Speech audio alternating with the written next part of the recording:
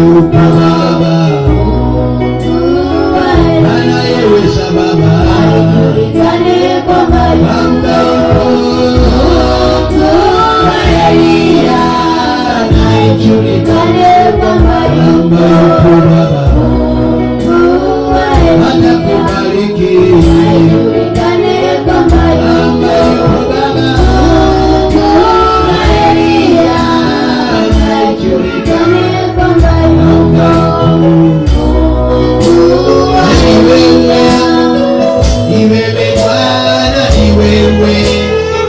ni wewe Bwana, ni wewe Bwana, unayeweza Baba, ni wewe Bwana, ni wewe Bwana, ni wewe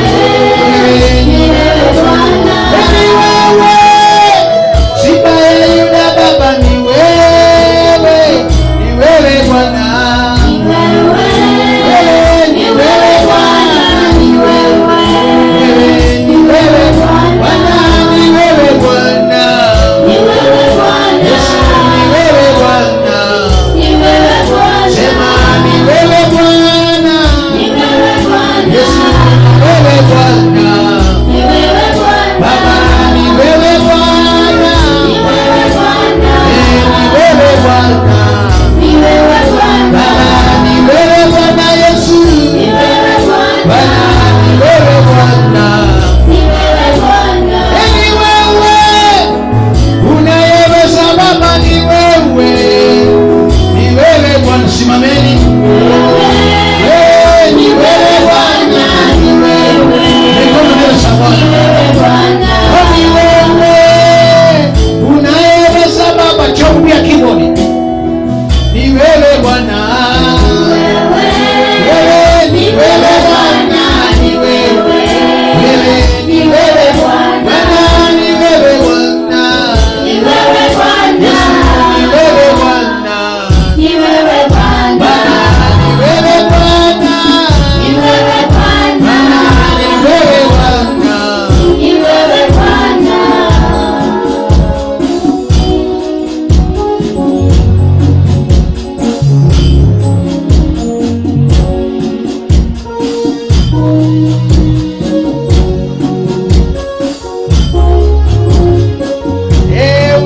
wewe ni Baba, wewe ni Baba yangu,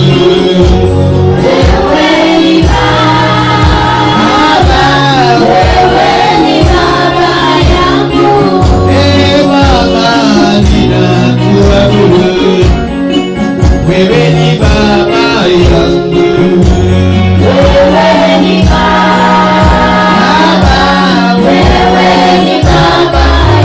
oh Yesu tunakuabudu, wewe ni Baba yangu. Kila mtu Jehova Shama tunakuinua, wewe ni Baba yangu,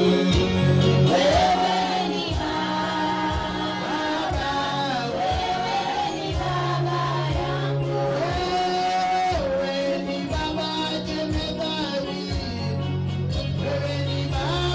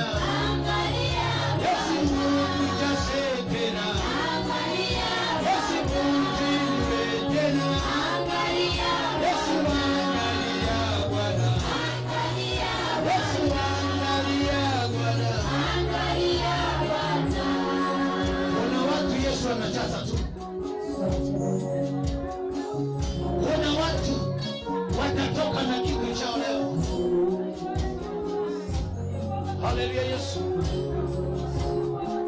Na ijulikane kwamba yuko wa Elia. Na ijulikane kwamba yuko anayeweza sana. Na ijulikane kwamba yuko wa Elia. Na ijulikane kwamba yuko anayejua tena.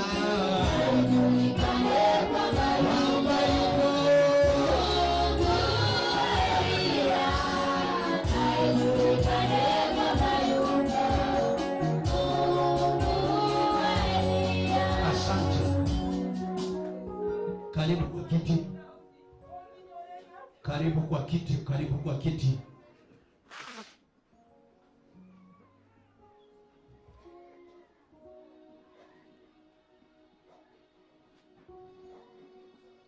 Asante Yesu, moyoni mwangu.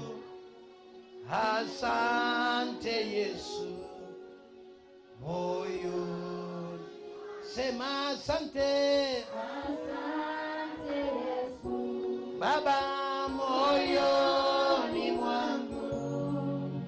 Asante Yesu, moyoni. Anakupenda. Asante Yesu, moyoni mwangu. Asante Yesu, moyoni. Naye, naye tata, naye weka. Oh, naye tata, naye. Oh, naye. Ayoko wenya tata naye weka. Oh, naye tata oyoko igora. Oyoko wenya Yesu naye tata. Naye tata. Angalia mtu mwambie amen. Nataka tukaribishe ndugu zetu wanaotuwatch kupitia mtandao wa Kisii Hot TV. Ningetamani ya kwamba tupunge mkono tuambie karibu. Karibu kwa ibada. Sio kama mwenye kamera ataleta huko ili waone mikono yetu. Waambie karibu, karibu waabudu pamoja nasi. Inua mikono juu, wapigie makofi. Haleluya. Waambie karibu tukaabudu pamoja na wao. Haleluya. Na wale wako kwa Radio Sayale, sisi kama tuko live, nataka tuwaambie ya kwamba karibu mahali popote walipo, ili tunapoingia katika neno tukaende pamoja na sisi. Bwana apewe sifa.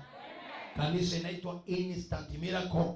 Tuko live na imani ya kwamba kutoka mida hii mpaka saa 8 kwa radio, lakini kwa TV mpaka mwisho wa ibada. Haleluya. Haleluya. Leo ni meza ya Bwana na lazima nitafundisha watu. Juzi nikaambia watu ya kwamba wengine wakanywa meza ya Bwana isipostahili, wakawa mpaka wengine ni wagonjwa. Ngabatebi injira nini bako mubiri wa Kristo kwenanwa mpaka samatanga. Bwana apewe sifa. Isipostahili. Maandiko inasema ya kwamba na kila anayekula mwili wa Yesu ajihoji kwanza. Amen. Mpaka mwanangu anasema amen. Kila alaye mwili wa Yesu ajihoji kwanza. Fungua maandiko kwenye kitabu cha Corinthians. 1 Corinthians. Oh Jesus. Unikumbuke Baba, unaboshu wengine nami unikumbuke. 11.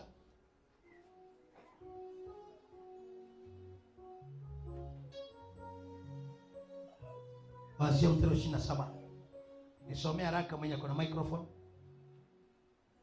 Inasema hivi: basi kila ulaye mkate huo au kukinywea kikombe hicho cha Bwana isivyo stahili atakuwa amejipatia hatia ya mwili na damu ya Bwana. Sema amen. Amen. Kila alaye mwili wa Yesu na kukunywea kikombe isivyo stahili, maandiko yanasema kwamba amejipatia hukumu ya nafsi yake. Kwa hivyo before kule mkate, before kunywa damu ya Yesu, ni vizuri uchiochi. Ask you some questions. Jiulize maswali. Kweli nakula mwili wa Yesu? Bwana be sifa. Ni kweli nakula mwili wa nani? Lakini je, uhusiano wako na Mungu Uko namna gani? wengine wametoka kufanya dhambi, na kwa vile ni desturi wakakula mwili wa Yesu isivyo stahili, wakala hata pasipo kujua, wakala hata pasipo kutubu. Leo hii wengine ni wagonjwa. Namba 3 inasemaje? Ukisoma hiyo namba 3 inasema, soma haraka. Inasema kwa sababu hiyo wako wengi kwenu walio hawawezi na dhaifu, yani wapo kwetu, maana walikula mwili wa Yesu isivyo stahili. Sahii wengine ni wanyonge, wengine hawana nguvu, hata wengine ni wagonjwa, maana walikula mwili wa Yesu isivyo stahili. Bwana asifiwe. Na chini inasema kwamba hata wengine wamelala. Unajua Qur'ani kufanya nini? Kufa. Kwa hivyo unapokula mwili wa Yesu ni hatari. Ni vizuri uchiochi. Mama kama unamshene leo, mwambie Mungu before hautakula. Mwambie, maana anasema kwenye kitabu cha Isaya ya kwamba mimi Mungu usamehe. Haleluya. Anasema kwenye kitabu cha Isaya. Si kama wamefika hapo wachungaji, ama niko na wachungaji hapa China tu. Nataka niwe na wachungaji ambao wako serious. Nikisema wamefika. Bwana asifiwe. Isaya 44 mstari wa umefika baada? Kuanzia 25 inasemaje? Inasema hivi: nizitanguaye ishara za waongo. Mungu anasema kwamba anazitangua ishara za waongo na kuwatia waganga wazimu. Sema amen. Amen. Leo hii unapokunywa damu ya Yesu, mipango walifanya waongo kwako, wakasema kuna mahali unaenda, Mungu ataenda kutia mpaka waganga wazimu. Haleluya. Mganga yeyote aliyekuroga leo, ukinywa damu ya Yesu apiwe na wazimu. Apiwe na wazimu. Hiyo ni yangu hiyo. Yeyote alienda kwa mganga kwa jina yangu, nikinywa damu ya Yesu apiwe na wazimu. Amina. Angalia mtu mwambie apiwe na wazimu. Apiwe na wazimu. Pastor, rudia statement.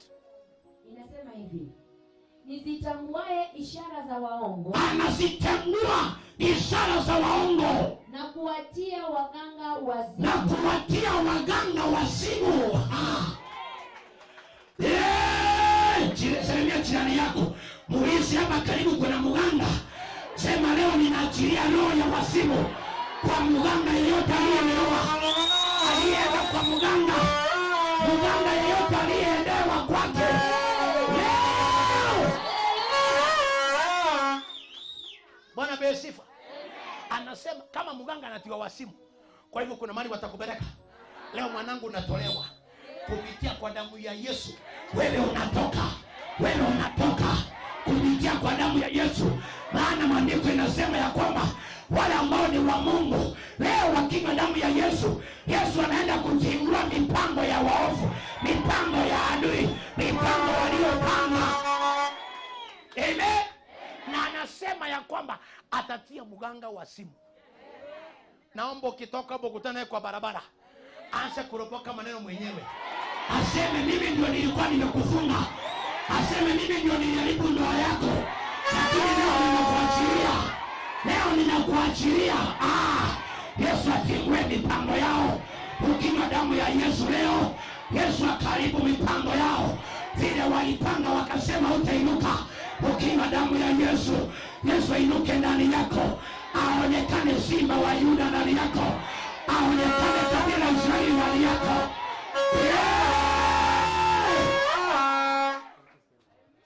Haleluya.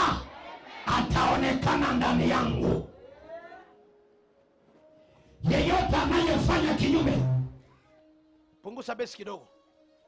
Yeyote anayesema sitainuka, mnateswa na waganga. Na Mungu mwenyewe amesema kwamba ukinywa damu yake anaenda kutengua mipango ya waovu.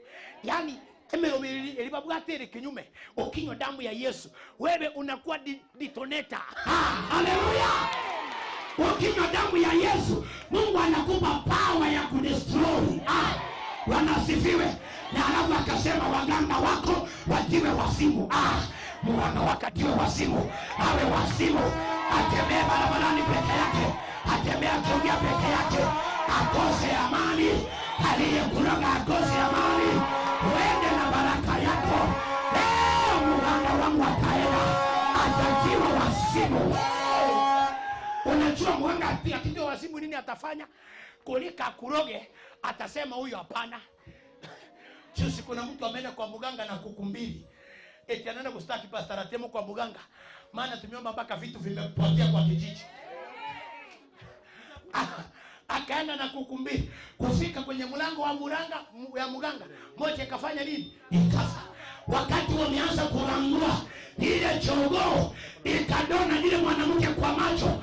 Tena mwanamke amepelekwa hapa Nyanza Hospital ili aende kuolewa, ili aende kutibiwa. Wakati amefika Nyanza, ama ngate ngurume nyeta jororo. Mama ukitaka kupona na hii pepo linakusumbua, enda kwa Pastor Atemo Getiongo. Amenipeleka kwa mganga, ameenda hospitali, ameambiwa hii ya kwako itamalizwa na Atemo. Mganga yeyote aliyekuroga hataweza kupata amani. Hataweza kupata amani. Mpaka atakapokuja kwako. Mpaka atakapokuja kwako. Sema mganga yeyote aliyeniroga hatapata amani mpaka atakapokuja kwangu. Leo ukinywa damu ya Yesu, yale mabomu walikutegea, nenda ukayategue. Watoto wako wapate kazi. Wewe mwenyewe inuliwe. Mahali ulikuwa umekwama, Yesu akukwamue. Damu ya Yesu ikukwamue leo. Damu ya Yesu ikuunganishe na baraka yako. Damu ya Yesu ikuondoe mahali walikuweka. The blood of Jesus. The blood of Jesus. Hallelujah. Leo nikinywa damu ya Yesu nitapata kibali upya. Wacha nikwambie mambo damu ya Yesu inafanya. Maandiko inasema ya kwamba walimkamata Yusufu wakamuuza kwenda nchi ya Misri. Naye aliponunuliwa kule alipokaa akapelekwa gerezani. Maandiko inasema akiwa gerezani, chochote kilichofanyika Yusufu akatoa habari yake, akauzwa kwenda kwa nyumba ya Farao. Alipofika nyumbani mwa Farao, chochote alichokuwa ameshika kikawa kina baraka. Mpaka Farao akasema huyu jamaa apewe mamlaka. Maandiko inasema ya kwamba Yosefu akatawala vyote. Kitu cha Farao alichokuwa anajua peke yake ni chakula aliyokuwa anakula, lakini vitu vingine vilikuwa juu ya Yosefu. Yesu anarudisha yote kwako. Haleluya. Anasema chochote alichoweka mkono kikabarikiwa. Maana Mungu alikuwa pamoja na yeye, pamoja na kumuuza akawa nchi ya ugeni. Kule kwenye aliuzwa Mungu akambariki. Kule kwenye walisema ndio utafika mwisho, hapo Yesu anaenda kukubariki. Kule walisema ya kwamba umefika mwisho, hapo Yesu ndiye atakubarikia hapo. Amina. Haleluya.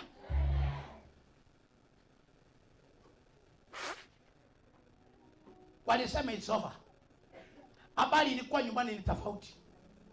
Habari babaka alipokea ni tofauti. babaka alikuwa na maombolezo, alikuwa na habari ya kwamba mwanangu amefanya nini, amekufa. Kumbe jamaa mali yuko anatawala kwenye kijiji, wanajua ya kwamba it's over, lakini kumbe kwenye umeenda Mungu akupe kutawala. Umekuja Kisii, wamekuroa kutoka nyumbani, usirudi nyumbani, Bwana akupe neema Kisii, uwe na maduka Kisii, uwe na manyumba Kisii. Siku ya kwenda watakuona wewe ni mdosi. Ukuje Kisii utawale mashamba, utawale manyumba. Bwana asifiwe. Amen. Angalia mwenzako, mwambie wamenisukumia pazuri. Walikataa usiolewe na yule bwana. Wakaona huyu mwenye hakusoma ya kwamba ndiye akuoe. Huyo mchinga ndio Mungu anabadilisha. Ukinywa damu ya Yesu, Mungu anageuza gia ndani yake kwa. Utatembea na magari na yeye. Haleluya. Huyu ambaye afai huyo. Angalia mtu mwambie huyo mzee wako huyo. Huyo anaonekana kana kwamba hana chochote. Huyo ndio Mungu anaenda kubariki. Leo unapokunywa damu ya Yesu, leo unapokunywa damu ya Yesu, ukuje uokote baraka, ukuje uokote baraka. Ninasikia kuna upako. Wale wanaojiunganisha na madhabahu haya, leo uende na baraka ya Jehova. Leo uende na nguvu ya Mungu. Maana kuna watu watatiwa wasimu kwa ajili yako wewe, watatiwa wasimu. Wewe utakuwa ni mofaya. Kutoka 21:23 Exodus, kuna maandiko inasema ya kwamba kama ikiwa walitia madhara makubwa, kama walikufanya madhara, pesa Bwana umeninyima pesa. 21:23 inasema ya kwamba ikiwa walitia madhara sana. Nisome. Inasema hivi 21:23. Lakini kwamba pana madhara zaidi. Kuna madhara wamekutenda kule kwenye walikupeleka, kuna madhara walikutenda. Walitoa mtoto wako shule, wakakutia hasara ya kulipa karo. Sasa Mungu anasema hivi, utatoza uhai kwa uhai. Sema uhai kwa uhai. Uhai kwa uhai. Sema yeyote aliyenitesa leo, life for life. Mkono kwa mkono. Utasema la la la la la la la la. Na kuna vitu vitatendeka. Anasema ikiwa alifanya madhara ya kukufanya ufilisike, kama alitumia uhai ndio akumalize, ule uhai tunarudisha. Kama alitumia damu, hiyo damu ya Yesu leo inamaliza. Anasema mkono kwa mkono, jicho kwa jicho, meno kwa meno. Madhabahu sasa si madhabahu. Madhabahu sasa si madhabahu. Haleluya. Kama alienda kwa mganga wakachenga madhabahu yao, leo Yesu akume madhabahu. Madhabahu ya hii staki ikafungue milango.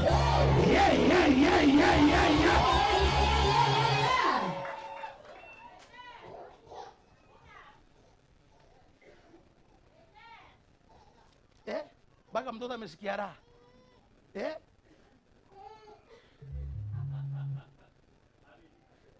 Halo. Hiyo mateso hapana. Mama, yani akubeka kanga kama ulio kilio kubaka ekero wetekero mtawote aba ulinya getweta. Na ataka orabusyo. Kugete wateba ulio beta monjira nyagete. Yani kwa bekire biko to mitumba. Biribi alinganisa ikitingire kembe getam oloko tarabo ungabune kerema otale marete asini kwate kitingire kene kwate ale mwesa kumwambia hii si maisha yangu. Haleluya. Leo mnapokunywa damu ya Yesu, wengine mtatabika vitu, ufinde waliokutumania utatabika hapa. Haleluya. Magonjwa ya asili yale waliokuwekea leo unayaacha hapa. Wengine usiku mkilala, mapepo inakucha inawarara. Munafanya mapenzi na mapepo usiku kucha, imekuletea magonjwa hapa kwenye kisasi. Sana sana ukiota umelala na mtu inaitwa spiritual husband. Akikuja ama spiritual wife, akikuja namba 2 anakunyang'anya nguvu ya kiume kama ni mwanaume, na kama ni mwanamke nguvu ya kike. Ndio sahihi wengine hamuna hamu ya ndoa. Siku uliyoto umefanya mapenzi na huyo mtu akakunyang'anya hamu ya ndoa, ndoa imeharibika. Sasa unabaki hapo tu. Baba anaangalia ukuta, mama ukuta. Katikati shetani ndiye amelala. Sasa hiyo nyumba kama kutainuka.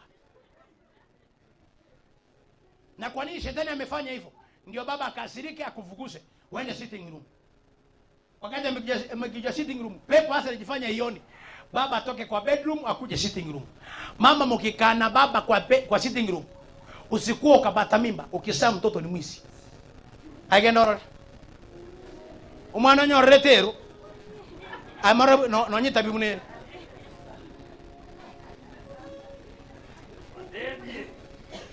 Kama tuko mmoja sema amen. Ndio mwagonse.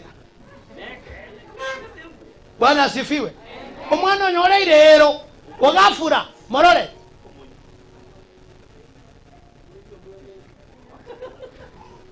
Inasema kwenye kitabu sili cha Mika ya kwamba ni mtoto ambaye hana akili. Hosea 13:13 ya kwamba huyo mtoto hana akili tangu kuzaliwa. Maana hata masaa imefika ya kutoka hataki. Ndio sababu wengi mmefanywa operation. Maana masaa ilifika atoke akasema sitoki. Soma maandiko. Baba umepata some. This is biblical. Utungu wa mwanamke mwenye mimba. Utungu wa mwanamke mwenye mimba. Utampata yeye ni mwana asiye na akili. Mtoto asiye na nini? Akili. Mama amekutwa na uchungu wa kuzaa lakini amebeba mtoto asiye na nini? Maana wakati umewadia ambapo haimpasi kukawia. Inafaa mama ameumwa atoke. Yeye anasema sitoki. Mpaka anasema hii kitakufa. Sindano. Sasa mtoto anakuja Kenya amepitia kwa dirisha. Na mtoto aliyekuja kwa dirisha baraka zote zimezuiliwa. Ana access duniani. I'm telling you. Enda one yule mtoto alipitia kwa dirisha, ulifanyia operation akakuja. Usipomunganisha na madhabahu, umebeba box. Ndio naona hiyo roho imeingia, wengi mko hapa mnasaa kupitia operation. Ili mtoto apitie kwa nini? Kwa dirisha, asipitie njia yake ya kawaida. Ndio sababu kana kusumbua kweli. Ni katukutu, kalefi, kalewa. Kameoa kanatoroka bibi. Asema kwa maka tunakuita katoroki. Akasiki. Kanaingia saa 7 usiku. Na tena nakuja kuuliza mama.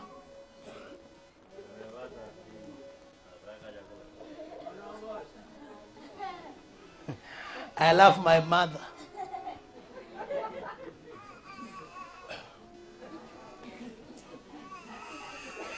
Mamangu ni mzuri. Babangu akinwa sufuria mimi naipa. Ananywera marumu na ande mwasarume mama ogole ende mama. Kwanza umepika nini?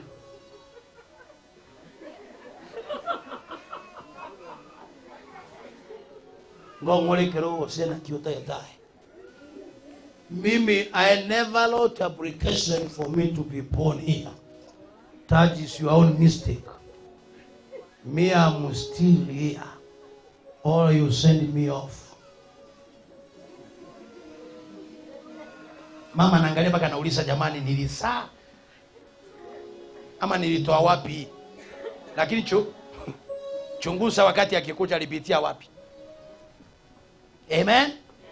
Anasema kwamba atatia waganga kisungusungu. Tuendelee. Tuko bado kwenye Isaya. Please. Isaya 44:25. Tuko tumemaliza 26. Watoto wanyamaze please.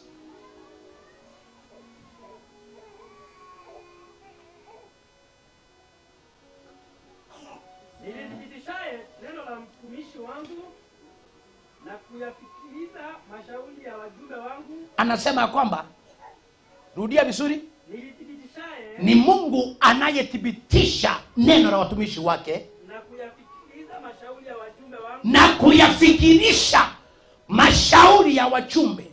Niwaambiaye Yerusalemu. Anawaambia Yerusalemu.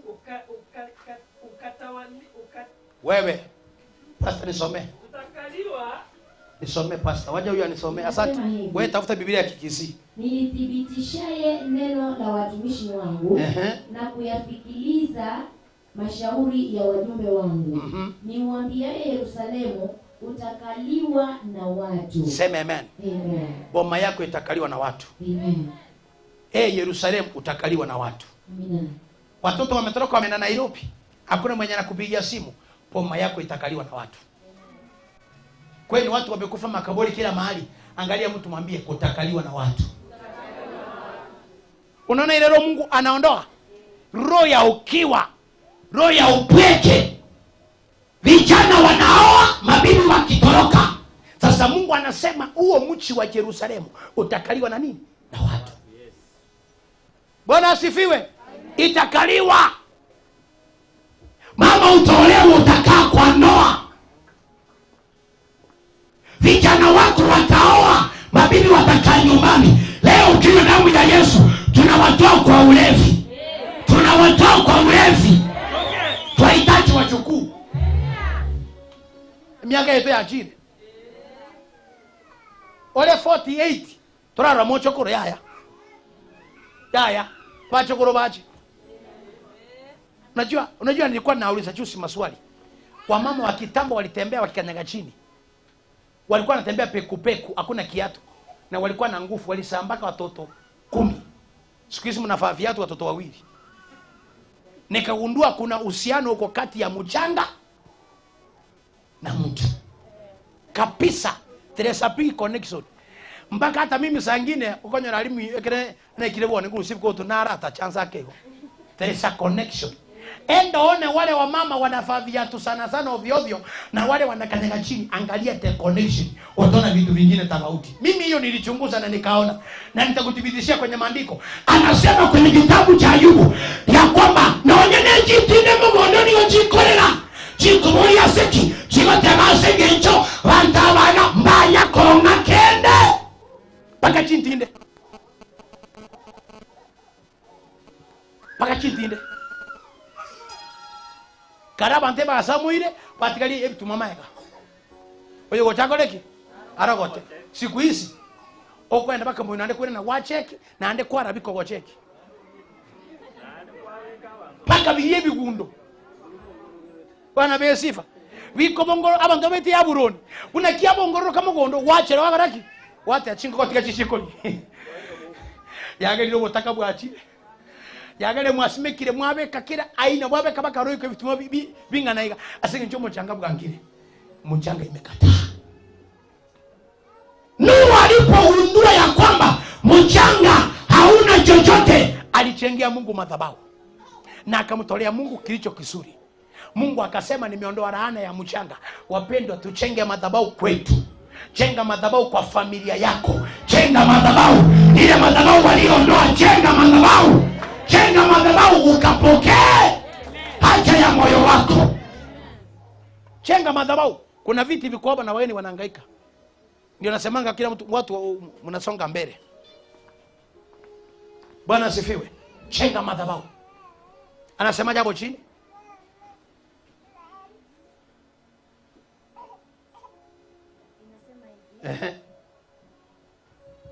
Inasema hivi. Nayo miji ya Yuda itajengwa. Sema amen. Amen. Yerusalemu kutakaliwa na miji ya Yuda. Itajengwa. Miji ya Yuda. Sei nono nyobo taka walinge buneri.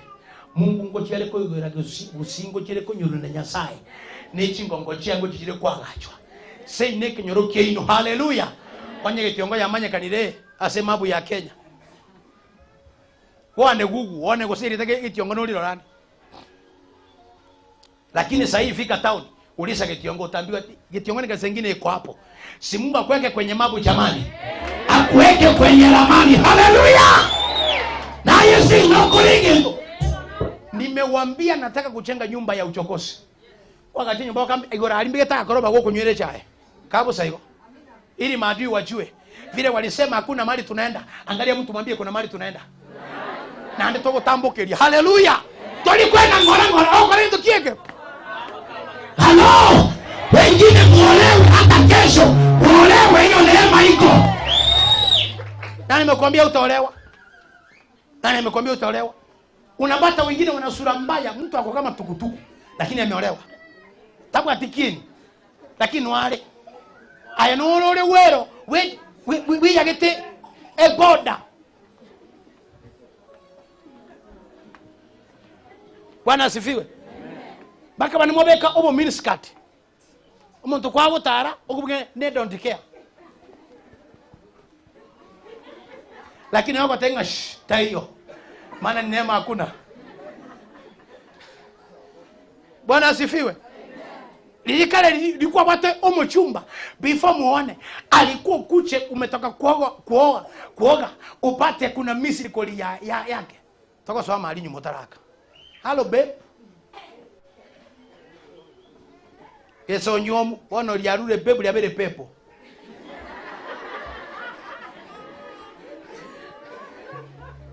Yani okuru obukuma kwa rairo wasiba kesuguli ataragoraki. Hey. Kila mtu achipange. Ngoma yenga njeno mukungunde kwani iko tamaide. Tamanye. Bwana asifiwe. Wengine mumeenda mkakaa mkajisahau, mipango ya kando ikateke ofa. Leo kinywa damu ya Yesu, mpango wa kando asikae kwa ndoa yako. Leo kinywa damu ya Yesu. Hata wale wanasikiza kwa redio, wewe wanasikiza kama ni mpango wa kando, ninakwambia out ni nje. Toka uende. Wale mnaangalia kwa TV, ninawaambia out ni wapi? Omanye buno mukungu yakolera mwae. Ayoro kuragera okuri ubukuma onorete chimboto. Limango ikalire. Limango ikalire obogo osinyuko boli. Omwana oyo obande obegete chianga chibwate biraka. Aya bago bakoragera tiga basome torrego simbongo bago chikoliko. Tiga basome. Bwana asifiwe.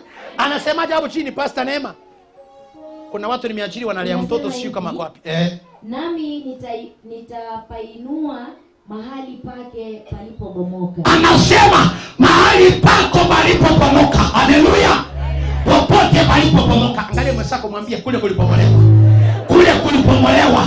Iwe ni ndoa, iwe ni biashara, popote palipobomoka.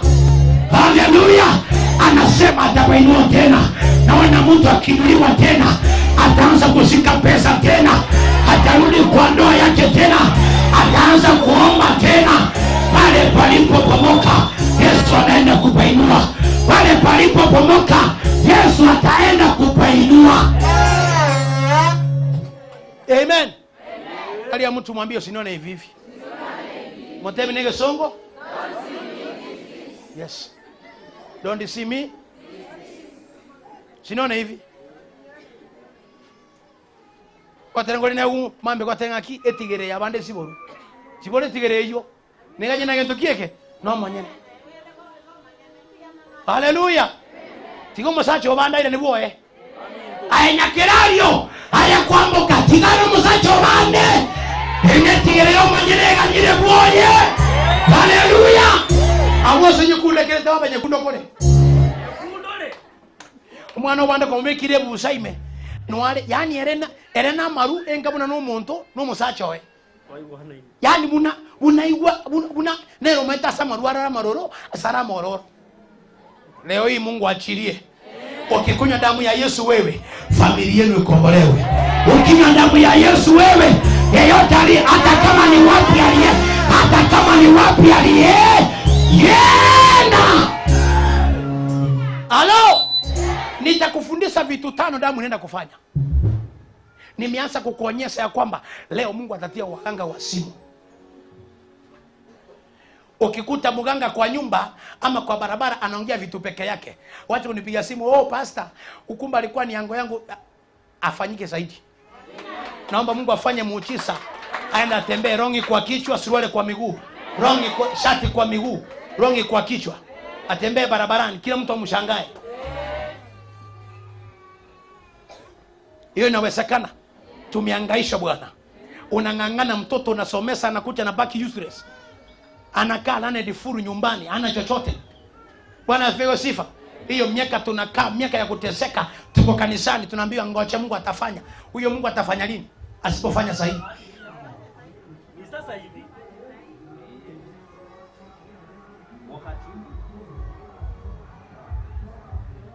Haleluya. Huyu Mungu atafanya nini asipofanya leo? Bwana afanye kitu kwako. Inua mkono hivi, sema Bwana Yesu, Leo fanya kitu kwangu, maisha yangu yasiwe ya shida. Bwana Yesu fanya kitu. Tingisha mkono hivi, sema Bwana Yesu, leo fanya kitu kwangu. Maadui zangu wakaona ukuu wako, wanaonitesa wakaona wewe ni Mungu. Bwana Yesu fanya kitu ndani yangu.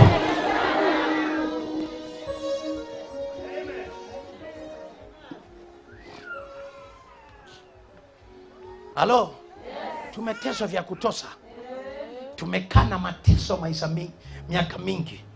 Kile unachofanya watu, yani wewe unaonekana kama ni mchinga. Ukifanya kitu kizuri unapigwa vita. Ukiwa na pesa kidogo unaitwa Illuminati. Leo mtabarikiwa na Mungu. Bwana apewe sifa. Hamtatembea na vinoti kama hivi. Tutatembea na manoti. Tutatembea na manoti. Roho ya maskini itoke kwako. Nimekuambukiza na roho ya Mungu, roho ya Mungu. Uwe na mapesa. Bwana apewe sifa. Hata kama watasema ya kwamba tukiwa na pesa ni Illuminati, let me tell you. Pesa ni Mungu mwingine duniani. Ukiwa na pesa hakuna kitu wewe ukafanya. Ukiwa na pesa utaheshimiwa namba 1. Namba 2, ukiwa na pesa na Mungu akupe hekima yake, utaabudu Mungu bila wasiwasi. Enda leo mtu liya watike endagira nyumba na ache kanisa akwabudu kawaseka. Na akwabudu. Maana chakule kwa kwanyu lakini ndio muone kati ya na akwabudu.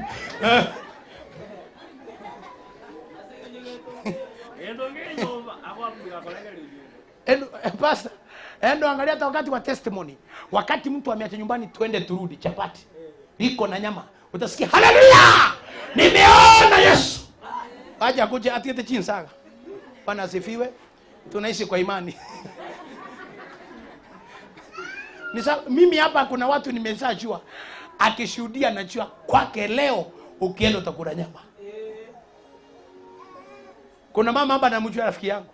Ukimwona amebeba kamfuko kachafu akona pesa. Lakini kwa mwenye anapo iteke pochi ya hospitali bitese tabati nonya shilingi.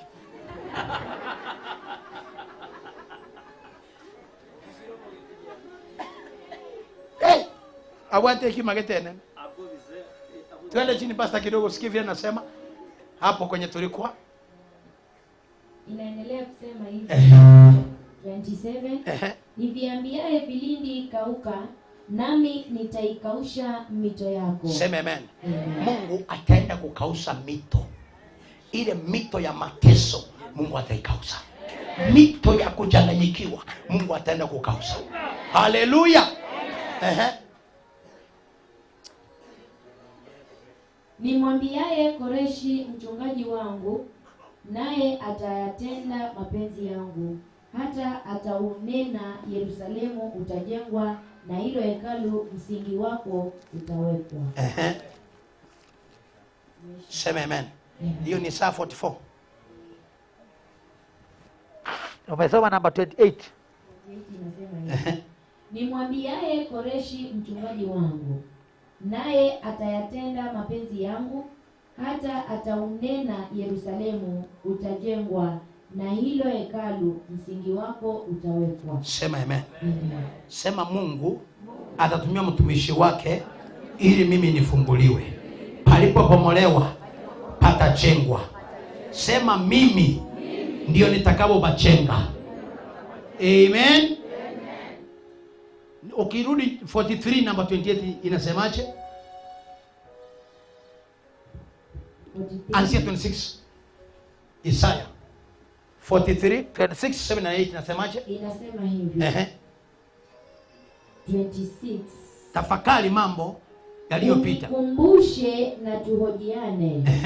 Eleza mambo yako upate kupewa haki yako. Sema amen. Amen. Sasa unaona kile Mungu anakuambia leo unapokunywa damu ya Yesu ueleze mambo yako. What do you want? Angalia mwenzako kumwambia eleza Mungu. Anasema njoo tufanye nini? Tuochiane. Uniambie mahitaji yako. Leo Mungu anakuja karibu, anataka umweleze. Mungu nataka watoto, Mungu nataka kazi, Mungu nataka ndoa. Wakati unapokuja kwa madhabahu, injili kama hii, wale wako na hekima, wakati wanasikia mafuta inateremka kama hiyo, wanakuja na sadaka yao kwa madhabahu. Wale wako na hekima. Bwana asifiwe. Siku nyingine Pastor Nganga alikuwa na upiri Mombasa, alikuwa na upiri Mishomoroni uwanja, akaburi akasema wapo watu watainuliwa kasi ya kwamba watakuwa tu wakisema tu wana command, wakisema inafanyika. Nilitoka nyuma kwa uwanja mbio kama mtu anafikiza mpira mbio mpaka kwa madhabahu. Wakati anasema amen, nikampa ile pesa nilikuwa nayo, nikachukua kitambaa changu nikambangusa kwa uso na kwa miguu hivi. Aliniambia na hiyo kitambaa nimepeana baraka kwako. Leo hii imefanyika. Yule mzee msimuone hivi. Kuna watu wanapiganga nganga vita ni vile awacha mchua kilo vile alivyo. Wale ni makomanda bwana, walipiga vita. Bwana apewe sifa. Walingangana, walimetengeneza anga. Wao ndio walikuwa wanaanza kusema pepo toka, ndio tulijifundisha wengine kutoka huko. Weka watoto wenu wakae mahali. Bwana apewe sifa. Ndio imefanyika leo hii. Tuko na kibali. Anasemaje chini? Inasema hivi 27, baba yako wa kwanza alifanya dhambi na wakalimani wako wameniasi. 28, kwa hiyo nitawatia unajisi wakuu wa patakatifu, nami nitamfanya Yakobo kuwa laani na Israeli kuwa tukano. Bwana apewe sifa. Kama baba zetu walifanya madhambi mpaka leo hii tukuja kutukanwa, mpaka Israeli kuja kuwa laana, leo si Mungu akufanyia kitu wewe, utoke na ushindi wa Mungu. Bwana apewe sifa. Utoke na kibali cha nani? Cha Jehova. Nataka nikuonyeshe mambo ambayo damu inaenda kufanya. Mambo karibu 6 hivi ambayo damu inaenda kufanya. Kwenye kitabu cha The Power of the Blood, Ephesians chapter 1 number 7. Mambo 5 ambayo damu ya Yesu inafanya.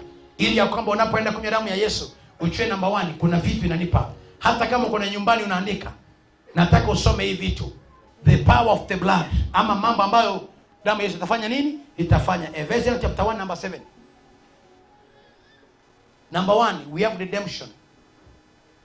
Number 1:7 inasema hivi, katika yeye huyo kwa damu yake tunao ukombozi wetu. Sema amen. Amen. Kwa hivyo leo damu ya Yesu inafanya nini? Inafanya ukombozi kwa familia yenu, kwa maisha yako, kwa pocket yako. Kuna watu mfukoni mwao hakuna ukombozi. Pesa ikiingia kwa mfuko, kama ni mwanaume siku ya halali kwa nyumba,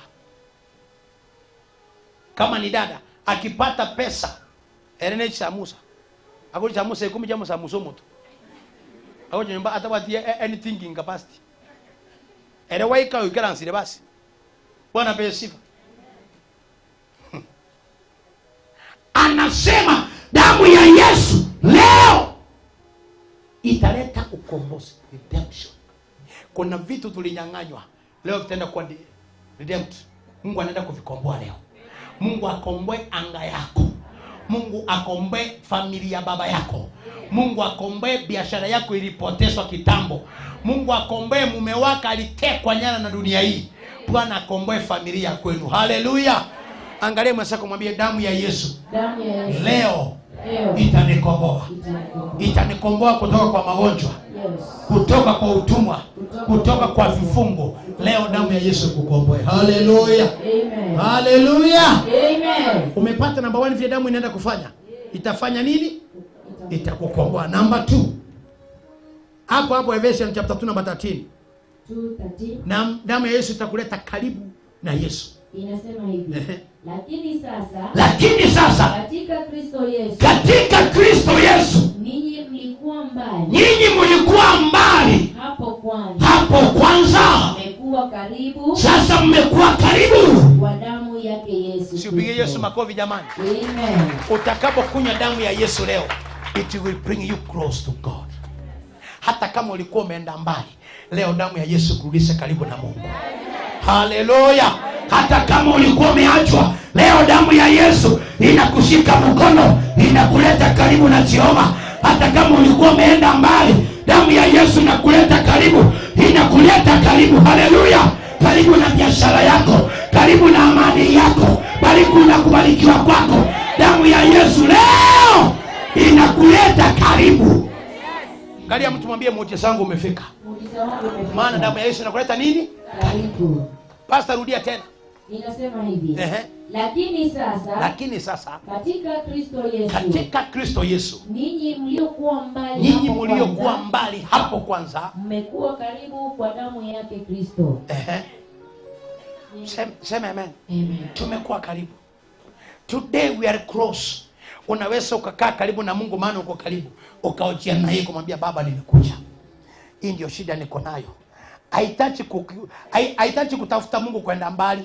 Eti umepanda kwenda Nairobi, ama kwenda mahali pengine, anasema ukinywa damu ya Yesu, Mungu atakuja karibu. Utamwambia Mungu tu, nimekuja. Baba, nataka uzungumze na moyo wangu. He is always near.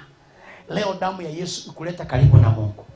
Mahali pale ulikuwa umetengwa ukakaa mbali, watu wakaona kana kwamba kila miaka umeomba hakuna kitu kimefanyika. Leo damu ya Yesu kuleta karibu na Mungu. Amen. Utakachopiga magoti kukiomba Mungu apeane. Amen. Kile utakachodai kama ni amani, leo ipatikane. Amen. Bwana asifiwe. Kile utakachodai ipatikane. Kile utakachodai kwa Mungu kipatikane. Ukitaka amani, leo ipatikane. We are being close. Tumesongeshwa karibu na Mungu kupitia kwa nini? Kwa damu ya Yesu. So as you are going to take the blood of Jesus. Pia number 3, damu ya Yesu itasuiria roho ya kifo kwa familia yako. Kitabu cha Exodus Kutoka 12:13. Damu ya Yesu itafanya roho ya kifo haitakuja kwako. Angalia mwenzako, mwambie leo, roho ya kifo haina mamlaka kwangu. Nikinywa damu ya Yesu, Yesu atanitendea muujiza. Hata wale wako nyumbani, tunapokunywa damu ya Yesu, hata kama hana chochote, anaweza kuchukua soda, hata kama ni maji. Bwana apewe sifa. Ili tunapoenda kuomba, hata ile kwa nyumbani itabadilika. Nisome Exodus 12:13. Inasema hivi, na ile damu itakuwa ishara kwenu katika zile nyumba mtakazo kuwamo.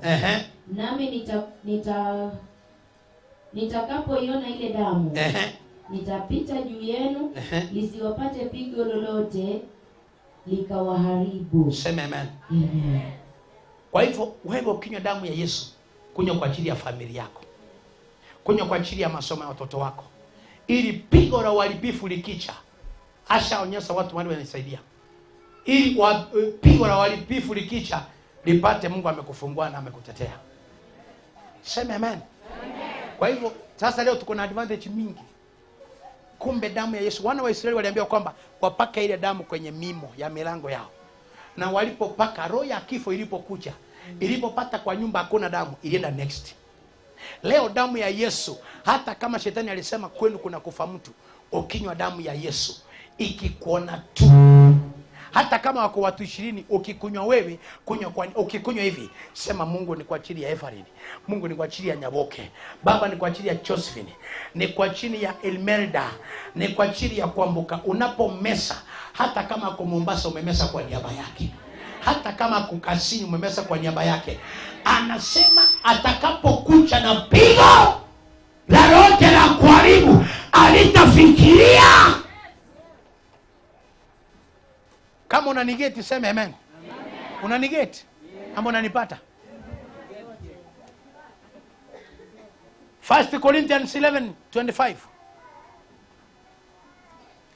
Allah babu. The blood of the new covenant. 11:25. Nasemaje? Nasema hivi.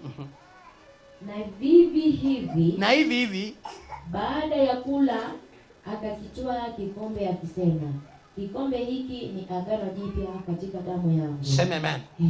So today, after taking the blood of Jesus, the Lord is going to make a new covenant. Sasa we mwenyewe fanya maagano yako na Mungu yapi? Kama vile mwanaharusi anapofalisa mke wake pete, wanafanya covenant ya kwamba ni mke wangu wa maisha. Na wewe pia leo ukinywa damu ya Yesu, Make a covenant with God. Hallelujah. Make a covenant with God. Ukinywa damu ya Yesu, patana na Mungu. Fanya maagano, mwambie Mungu, nafanya maagano haya leo. Yesu, nitakutumikia. Unipe nguvu ya kukunyenyekea kwako. Nipe huduma ndani yangu. Nipe kibali. Leo ukinywa damu ya Yesu upate mapatano na maagano, a new covenant with God. Bwana apewe sifa. Hata kama maagano yako na Mungu yalikuwa yameisha, leo ukinywa damu ya Yesu, let the Lord God renew your covenant. Wacha Mungu leo alinew covenant yako. Wacha Mungu leo alinew covenant yako. Ulisema Mungu ukiniita nitakutumikia, ukafika mahali ukachoka. Let the Lord now renew your covenant. Uliinuka na Mungu ukafika mahali ukakwasa. Leo Mungu aiuse covenant yako, aifanye kuwa upya ndani yako. Anapofanya covenant, nasema kwamba ukiwa kiumbe kipya, yeye ni covenant. Yeye aondoe magonjwa ndani yako. Let God make a new covenant through healing you, through touching you, through changing you. Akubadilishe, abadilishe thinking yako, abadilishe everything you have. Abadilishe leo, abadilishe leo, abadilishe leo, abadilishe leo. Afanye agano mpya. Fanya agano mpya kwangu. Esmon, shika keyboard hapa. Esmon, shika keyboard hapa.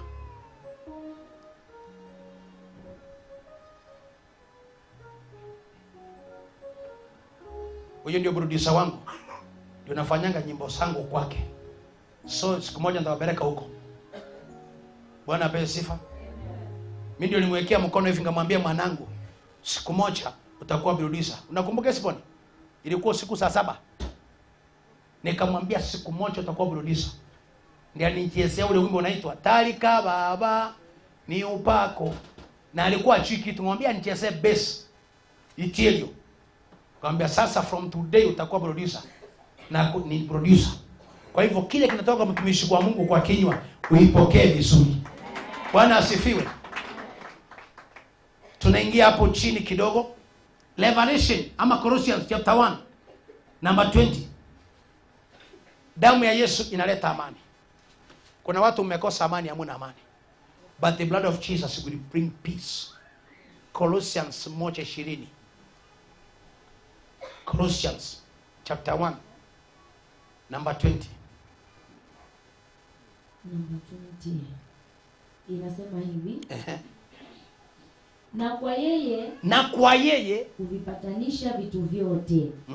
Na nafsi yake, akiisha kufanya amani kwa damu ya msalaba wake. Kwa yeye, ikiwa ni vitu vilivyo juu ya nchi au vilivyo mbinguni. Sema amen. Mungu ataenda kukupatanisha kwa amani. Hata kama ni nyumba unatafuta, ni uwanja unatafuta, Mungu atakupatanisha. Number 1, he will bring peace. Ndoa zilizovunjika, leo damu ya Yesu ileta amani. Mwenye umekataliwa, watu wanakuita mchawi, leo damu ya Yesu isafishe, upate amani. Because the blood brings peace. Hallelujah. The blood brings peace. Si upokee amani yako. Si upokee amani yako. Si uende na amani. Si uende na amani. Uende na amani. Damu ya Yesu inaleta nini? Inaleta upatanisho. Leo mtu apataniswe na ndoa yake. Leo mtu apataniswe na mali. Nataka nione wiki ijayo wetu wanakuja hapa na magari, nasema pasta, nilipotoka damu ya Yesu nipatanisha na pesa, nikanunua gari. Haleluya. Ukuje na title deed, useme nilipatanishwa na shamba. Yaani una title deed, upatanishwe. Angalia mtu mwambie patanishwa. Wengine mmehangaika wiki mchapata pesa. Leo ukinywa damu ya Yesu kupatanisha na muujiza. Ushike pesa wiki. Paka ukikaa mtu nafikiri aka ni keruminati kadogo. Haleluya. Yaani unasika pesa kama mchezo. Si Mungu ni tajiri? Basi leo ukinywa damu ya Yesu, anasema ukiwa ndani ya Yesu naye ako ndani ya, kama yeye ni tajiri, wewe pia ni tajiri. Peace.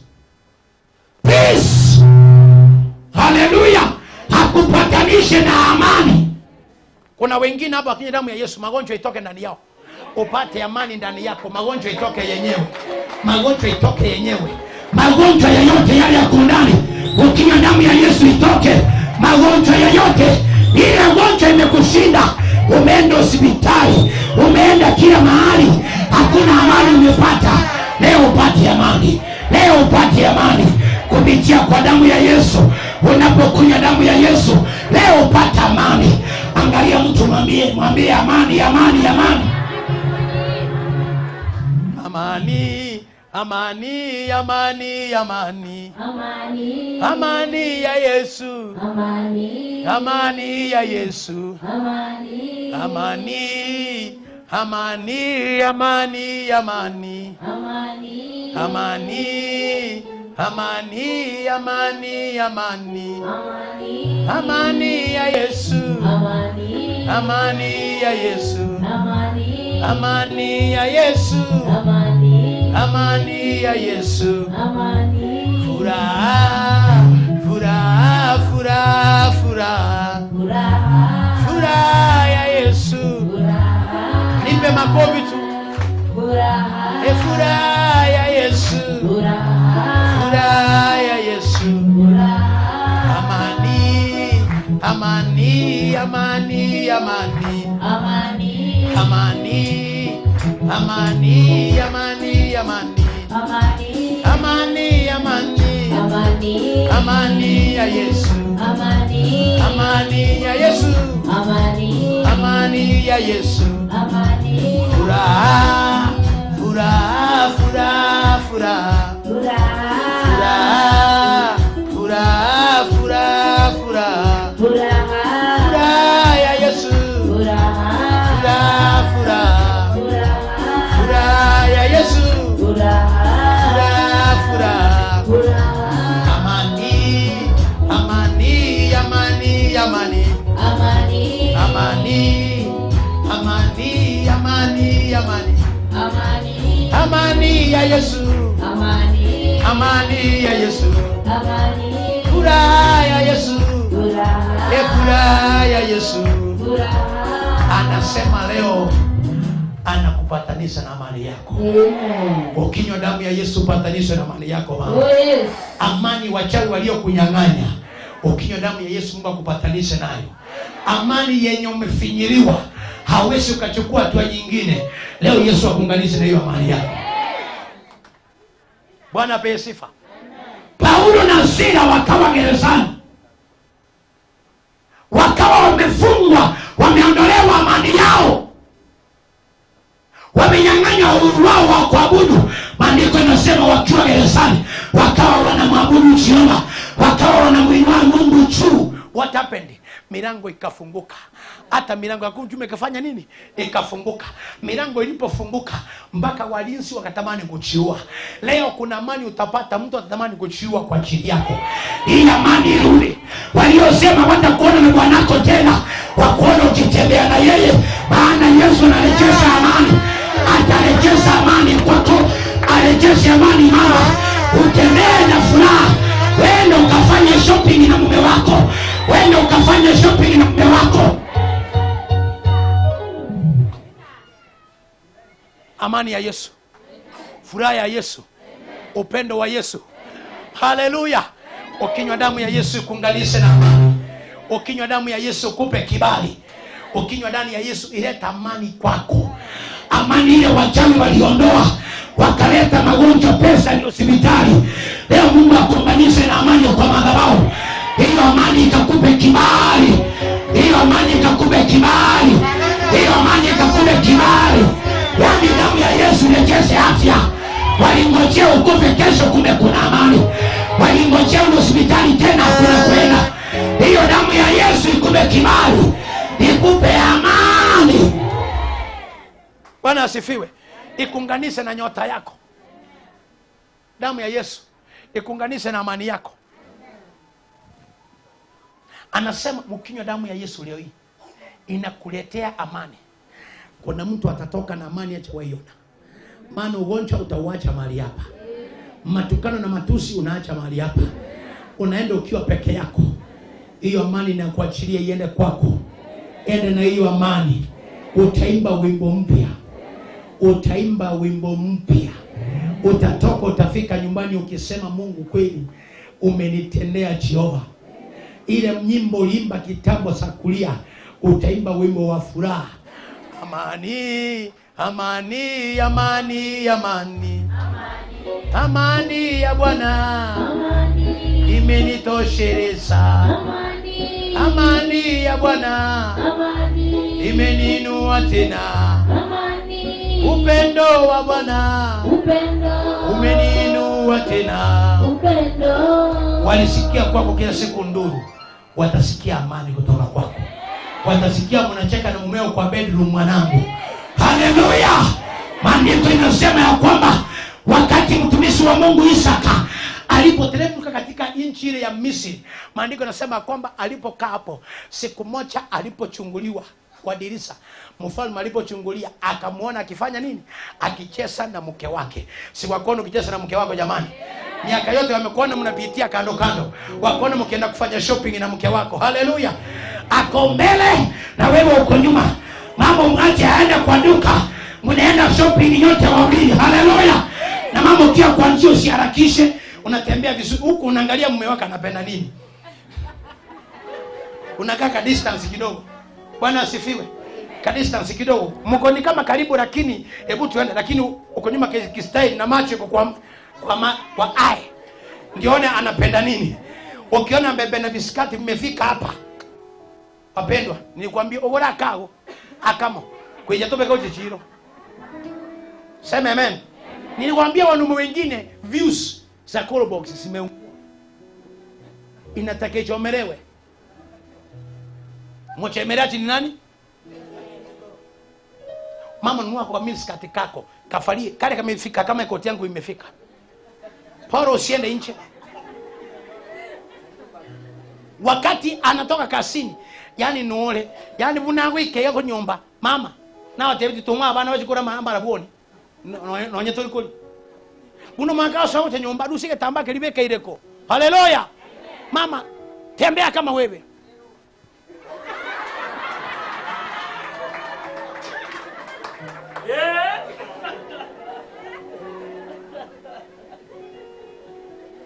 Halo. Kama siku nyingine ulikuwa wewe kansile egeteni, ikaanza bone ikiruke kigoro. Nipe. Tikadadi kansa kuri munoga bunaye karansa. Bwana asifiwe. Ukikaa mama wacha mchezo na wewe kata mguu hivi. Kama baya. Mwambie halo. Bwija kete echo kuendeka kama kale mwa muga. Munaitacha ile. Tio, obegetega ne byoge bindega. Muligireli. Hata kama mzee alikuwa hivi usimeungua, itaanza kurudi nomo. Nasikia nikwambia. Sio tukule jioni kanyama. Chua mzee yuko kwa box. Na ande rangi makanje tekoli ne chabati. Mama moroseni. Okurugo obukumu obwo mopa kagu chukokora iga. Obeka kwa boko egotiga. Osoka. Na ino bagaka. Gorera bangina baino boyango obuya. Moenda gilala koleki. Aigote alezaka mubere. Na bekenga ya 200 egoso alewero. Bona omutigete mokao iri kairo lyoka. Ore ire bona bekenga iri busato. Yangere kibungero chimaega. Ako singo soka sabangina bana. Niseme nisiseme. Walibaleka bayingi wete kubere ndo netibi. Haleluya. Walibago tesa muka bande. Nero soka tia maisori giretiga. Ukiona vimeundwa, vimetengenezwa. Ukiona viereo vimefanya nini? Hai watigire muka uri ngere abu atarabeke atem ya 50 lisoe. Dingere. Aweze takumuliata hata karoshon. Mama, karoshon ni ka 50. Fanya eta saba ngina bande.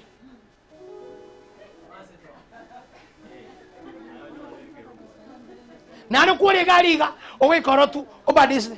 Bwana Yesu fungua mbingu zangu nione baraka zako Baba. Ngoja kora aka mkono iga. Bwana Yesu fungua mbingu zangu nione. Oh Bwana Yesu fungua mbingu zangu nione baraka zako Baba. hata adui anauliza na huyu leo ni nini, alafu nasema damu ya Yesu, damu imenikomboa, damu ya Yesu imenibariki, damu ya Yesu. Kwa wiki kwanza aliasaba adui bali baba mama nabo sengine ayatiango tebi ikanisa yaito, yani pastor tori yake chiri agora tenga kweli makusudi. Bwana ape sifa. Wacha kukae uko hivi hata sokoni hata usudi watu ukweli wako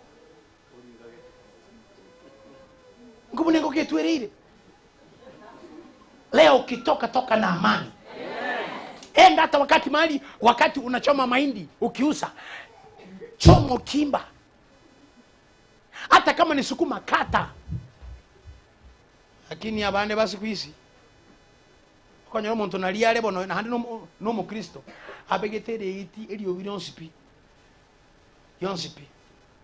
wete nyasembo ne nyasembo handi mu Kristo boli toko beka otera kwa Nyasaye nyasembo nyasembo akoma kugo no otera konde baba chororo baba ana bantu atete abanta banene bakoregeri abantu kama kunga hinda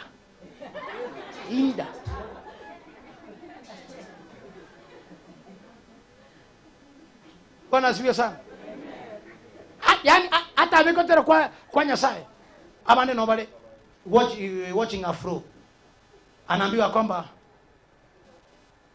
ngocha kidogo tunarudi kwa muda usio mure muone bako usibi ebyombo paka wate ebirasi ngobe, lakini mwambia tune hii ya Mungu. Nashukuru wale naongelea si hawako hapa. Bwana ape sifa. Wale wako na cheo wamekombolewa. Damu ya Yesu inawainua. Haleluya. Tunaenda kwa kipengele cha mwisho, niombee watu. Isome Revelation.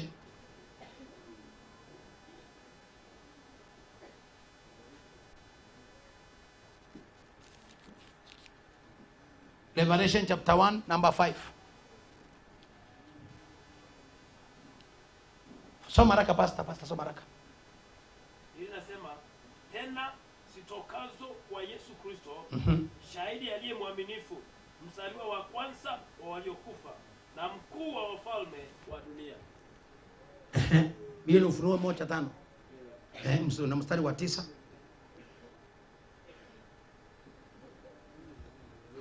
Biblia inasema nianze na mstari wa 5. Tena sitokazo kwa Yesu Kristo, shahidi aliye mwaminifu, mzaliwa wa kwanza wa waliokufa na mkuu wa wafalme wa dunia, yeye atupendaye na kutuosha dhambi zetu katika damu yake. Sema amen. Amen. Number 1, Yesu anafanya nini? Anakupenda. Amen. Number 2, anakuosha kwa nini? Damu yake. Kwa hivyo leo ukinywa damu ya Yesu unaenda kuoshwa. Amen. Angalia mtu mwambie usinione nikiwa mchafu hivi. Ndani nitaoshwa. Nitafanana na Mungu. Amen. Akisa kuosha huyu Yesu anakupa wewe roho hii. Zakaria 12. Hapo ndio namalizia.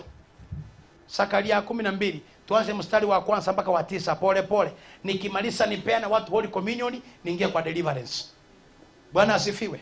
Nikimaliza tu kufundisha tu Holy Communion. Tukimaliza Holy Communion, deliverance. Before deliverance kuna ile maochiano. Leo lazima nitatabiria watu hapa. Kuna watu tutafanyia scanning ya mambo yao. Tuangalie kidogo mahali wako. Bwana ape sifa. Zakaria 12 mstari wa kwanza. Ufunuo wa neno la Bwana juu ya Israeli. Haya ndiyo asemayo Bwana. Asitendaye mbingu au awekae msingi wa dunia, ayumbaye roho ya mwanadamu ndani yake. Sema amen. Amen. Sasa haya ndio Mungu anasema kwetu sisi. Hii ni yetu, haya ni yetu. Anasemaje? Angalia. Mimi nitafanya Yerusalemu kuwa kikombe cha kuyumba kwa watu wa kabila zote, si wasungukao pande zote. Sema amen. Amen. Ati hapo kwanza. Mungu amesemaje? Atafanya Yerusalemu kuwa kikombe cha kufanya nini? Maadui zetu watakuangalia nguvu watu wani sio rudi. Are you getting me? Ngobole sanduli asebole. Yaani anasema atafanya Yerusalemu kuwa kikombe ya kufanya nini? Yeyote akikunyoshia kidole anasunguswa na Mungu. Akikucha kinyume anasunguswa. Bwana apewe sifa. Sema watasunguswa. Maana anasema utafanywa wewe kikombe cha kufanya nini? Wale wote wakuzungukao watapokuja anasema watasunguswa. Yes. Haleluya. Amen. Angalia jirani yako mwambie hata kama ni wewe utasunguswa. Yeah. Tuendelee kusoma baba. Inaendelea kusema kuyumbayumba kwa watu wa kabila zote wasungukao pande zote. Tena kitakuwa juu ya Yuda pia wakati wa kushuhuriwa Yerusalemu. Tuendelee. 3. Tena itakuwa siku hiyo nitafanya Yerusalemu kuwa jiwe la kuwalemea watu wa kabila zote. Watu watakaojitwika jiwe hilo watapata jeraha nyingi. Hebu acha. Yeyote atakayekubeba ajipange kupata majeraha. Amen.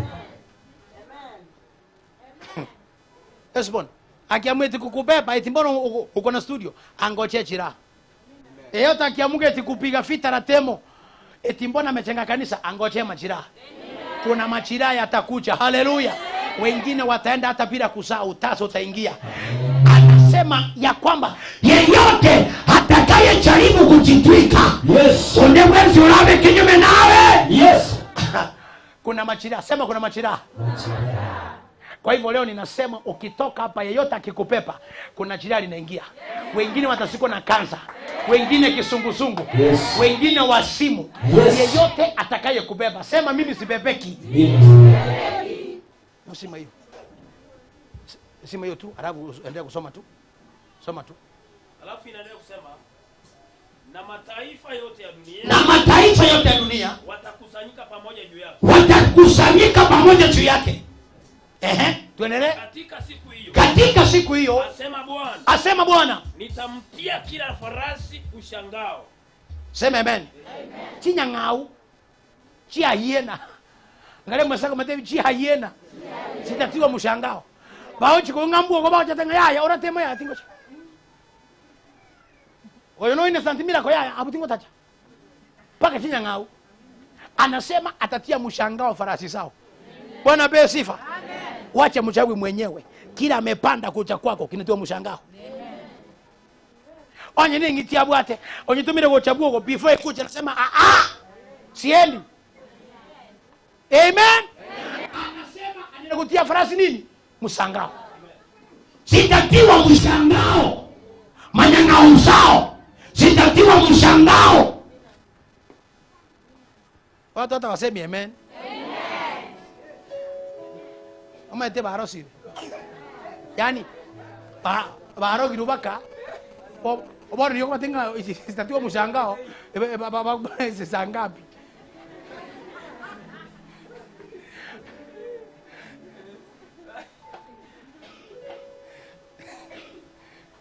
Ako kwa romo ntoro girubaka tele baro ndio sina kaliti kangu. Yani ano option.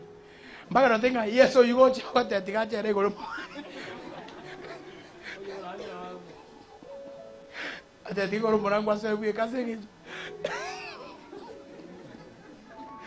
Ni tanya korora. Ile chimbera kwa rodi siko. Akabaka kwa rosi. Wanyana abana bwa wiba ko bosi ayomo. Amaina mama muti. Kinya sole. Yo kabenelira yakata ite omwako. Tanya korora. Ono yuko tanga bwana pastor tanya korani. Lakini I'm coming with a new message. Hallelujah. Hiyo itabadilisha. Yes. Anasema hapo chini. Na yeye ampandaye nitamtia wazimu. Nyinyi amucha nipata vizuri. Bwana asifiwe. Farasi natiwa wasiwasi. Manyangao yao natiwa nini? Madau yao natiwa nini? Alafu anasema na yeye apandaye atatiwa wasimu. Hiyo ni yangu hiyo. Yeye anayepanda kucha. Leo nataka niambie wachawi mahali popote wanasikiza redio, wale wanatazama TV, wale mko hapa ndani hata kwenye kijiji. Bwana Yesu anasema ya kwamba ataenda kutia wasiwasi manyang'ao. Anasema na wale wamepanda juu wataenda kutiwa wazimu. Leo tunatia wachawi wazimu, tunatia makahaba wazimu, tunatia wachawi wazimu, mipango ya kando wazimu. Yeyote atakaye kupanda ni wazimu. Angalia mtu, mwambie wazimu, mwambie wazimu, mwambie ukinipepa vidonda au wewe upepeki. Maandiko yanasema kwamba atakufanya kuwa achiwe. Mtu akija kukupepa kulika kupepe anaatiwa na madhara. Yaani mtu akianza kukoroga anafilisika. Akianza kuchezea bwana yako mume wako anakamatwa. Akioa watoto wako wa kwake wanamgeuka. Yaani ni vidonda na majeraha. Alafu anasema na manyang'au yao itatiwa wasiwasi. Na wale wako juu ni wazimu. Leo tunakoroga leo. Tunakoroga leo. Sema ya.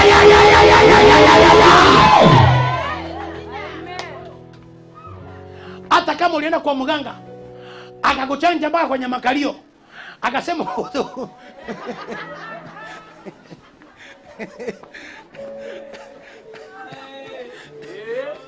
akasema amekufunga usifunguliwe na mtu, ile dawa alikuwa kukufungia kwenye makalio, leo nimeitoa. Leo ninaitoa. Wengine wamechanjwa mpaka sehemu za siri. Wengine wamefanya mapenzi na waganga eti ya kwamba ndio nguvu ifanye kazi. Hiyo leo kinywa damu ya Yesu, Mungu analeta mlipuko. Analeta mlipuko ndani. Itatoka. Hata nyama ziko sehemu ya siri. Yesu anatiponya leo. Hata kama mzee wako injini imekwama, ukinywa damu ya Yesu tarajia speed. Tarajia speed ya 120. Yende mpaka 180. Mpaka 320.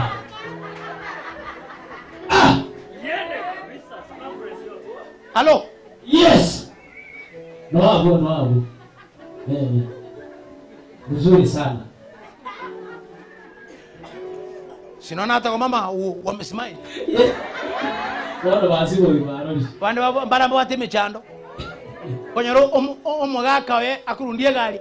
Egiye kitangani ki atrachi na abeke egiye kitangani yako gari yako deki. Yalimire. Leo ninakufungua kwa damu ya Yesu, aende mpaka gia 5.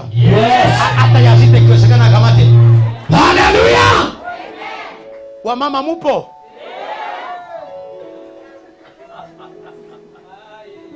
Uko kwa ndoa miaka 3 hujapata mimba. Hata kama uko kwa nyumba, weka mkono kwa tumbo, sema Bwana Yesu, nimepokea muhuri. Bwanaka akikuja nisige na chatu, utaona mimba kesho tayari. Ana aliambiwa, teremka Rama, kamuone mumeo. Alimpikia chakula na usiku ule walipata mimba. Nani alisaliwa? Samueli.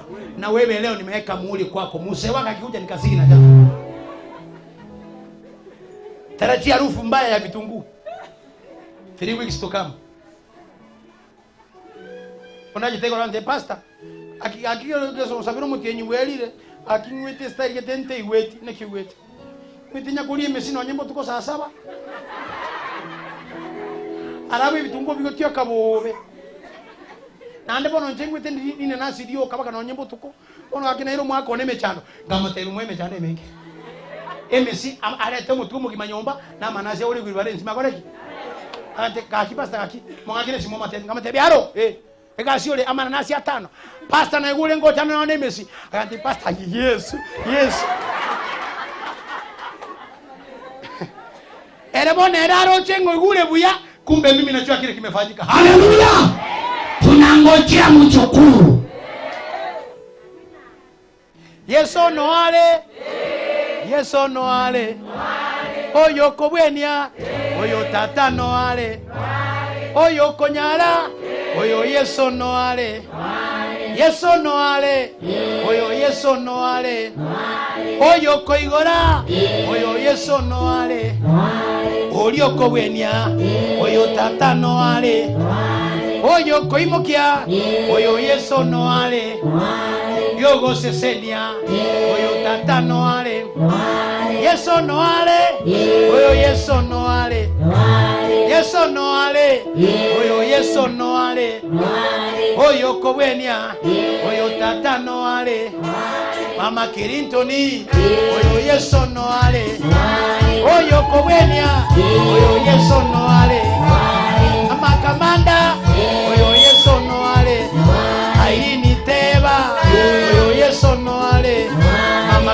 tutaimba oyo Yesu no ale, Yesu no ale, oyo Yesu no ale, oyo kowenia, oyo tata no ale, teka ngotorole, oyo Yesu no ale, abangina iliata, oyo Yesu no ale, teka ngotorole, oyo Yesu no ale, kero munta mucheze Yesu jamani jamani, onina baleka, oyo Yesu no ale, oba igege sa, ochoge tiongo, Yesu no ale, oyo Yesu no ale, wapisha ngena biko.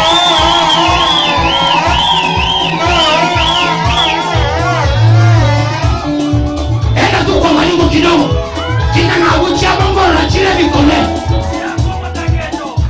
Bali bemo kile ngoro. Ngora bali bito batane kola.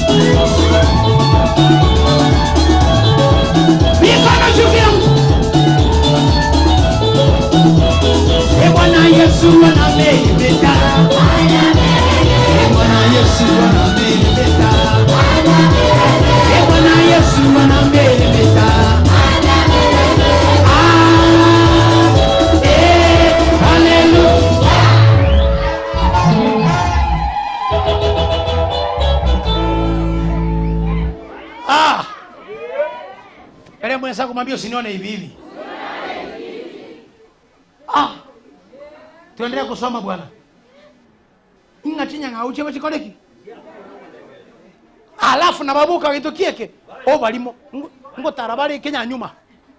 Watashangaa. Tuendelee ndugu yangu.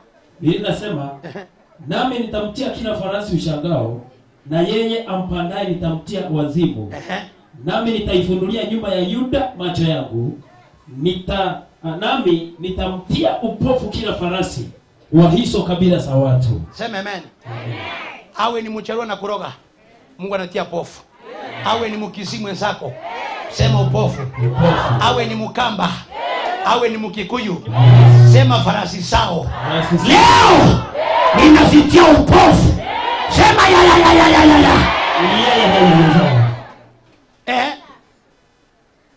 Na wakuu wa Yuda watasema mioyoni mwao, wenyeji wa Yerusalemu ni nguvu zangu katika Bwana wa majeshi. Hello. They will give testimony about you. Si lazima wewe. Angalia mtu mwambie it's not about me. It is about them. Ni wao wenyewe. Hallelujah. Sema watatoa ushuhuda wenyewe. Why worry? Angalia mwenzako muulize why worry? Maana kuna ushuhuda utatolewa. Mama, unaponywa leo. Kuna ushuhuda utatolewa. Wale waliokuroga they will see your God. Hivyo tu. Unatoka hapo unapanda gari kwenda huko Keumbu. Ukishuka ukiingia kwenu umepona. Bacha ngaiwachiete. Watevi na chita segete. Obo barazi waino. Hello? Amen. Ngwe woro mukogete. Wengine waliokamata anga yako usipate pesa. Anga yako inafunguka. Angalia mwenzako mwambie Tuesday. Wednesday, Thursday. Mwambie ibada ya kufungua anga. Haleluya. Leo nakunywa damu ya Yesu, tukutana hapa Tuesday wa mama. Kuna watu mtagusa mali yenu. Kuna watu mtagusa ndoa zenu na amani. Utatembea na mzee wako akiwa hivi. Haleluya. Pega kwa pega. Kisi ndio tunaanza. Tunaweka foundation ya instant miracle. Vile Mombasa kuna new life, hapa tuna new life inaitwa instant miracle. Miaka 3 iko mbele, watu wa Mungu mtaona. Wakati ni huu, nimekupa nafasi unione. Itafika siku kunifikia ni vigumu. Avatari sasa tuko na nafasi, kimbio nitafute. Njoo kae na mimi niulize baba nifanye nini? Dadi nifanye nini nifikie baraka? Njoo na mapema. Ipo siku utatamani la temo usimuone. Maana nyote mko hapa ni Asha. Nyote angalia vile mmetoshana hivi. Angalia mwanzo kumwambia wewe ni Asha. Inua mikono juu hivi. Sema sisi sote ni Asha. Bado washirika kuja. Na hiyo inafanyika. I'm telling you. Wangapi wanaamini ya kwamba hiyo inafanyika? Tuendelee chini kidogo nimalize. Nipe watu damu ya Yesu.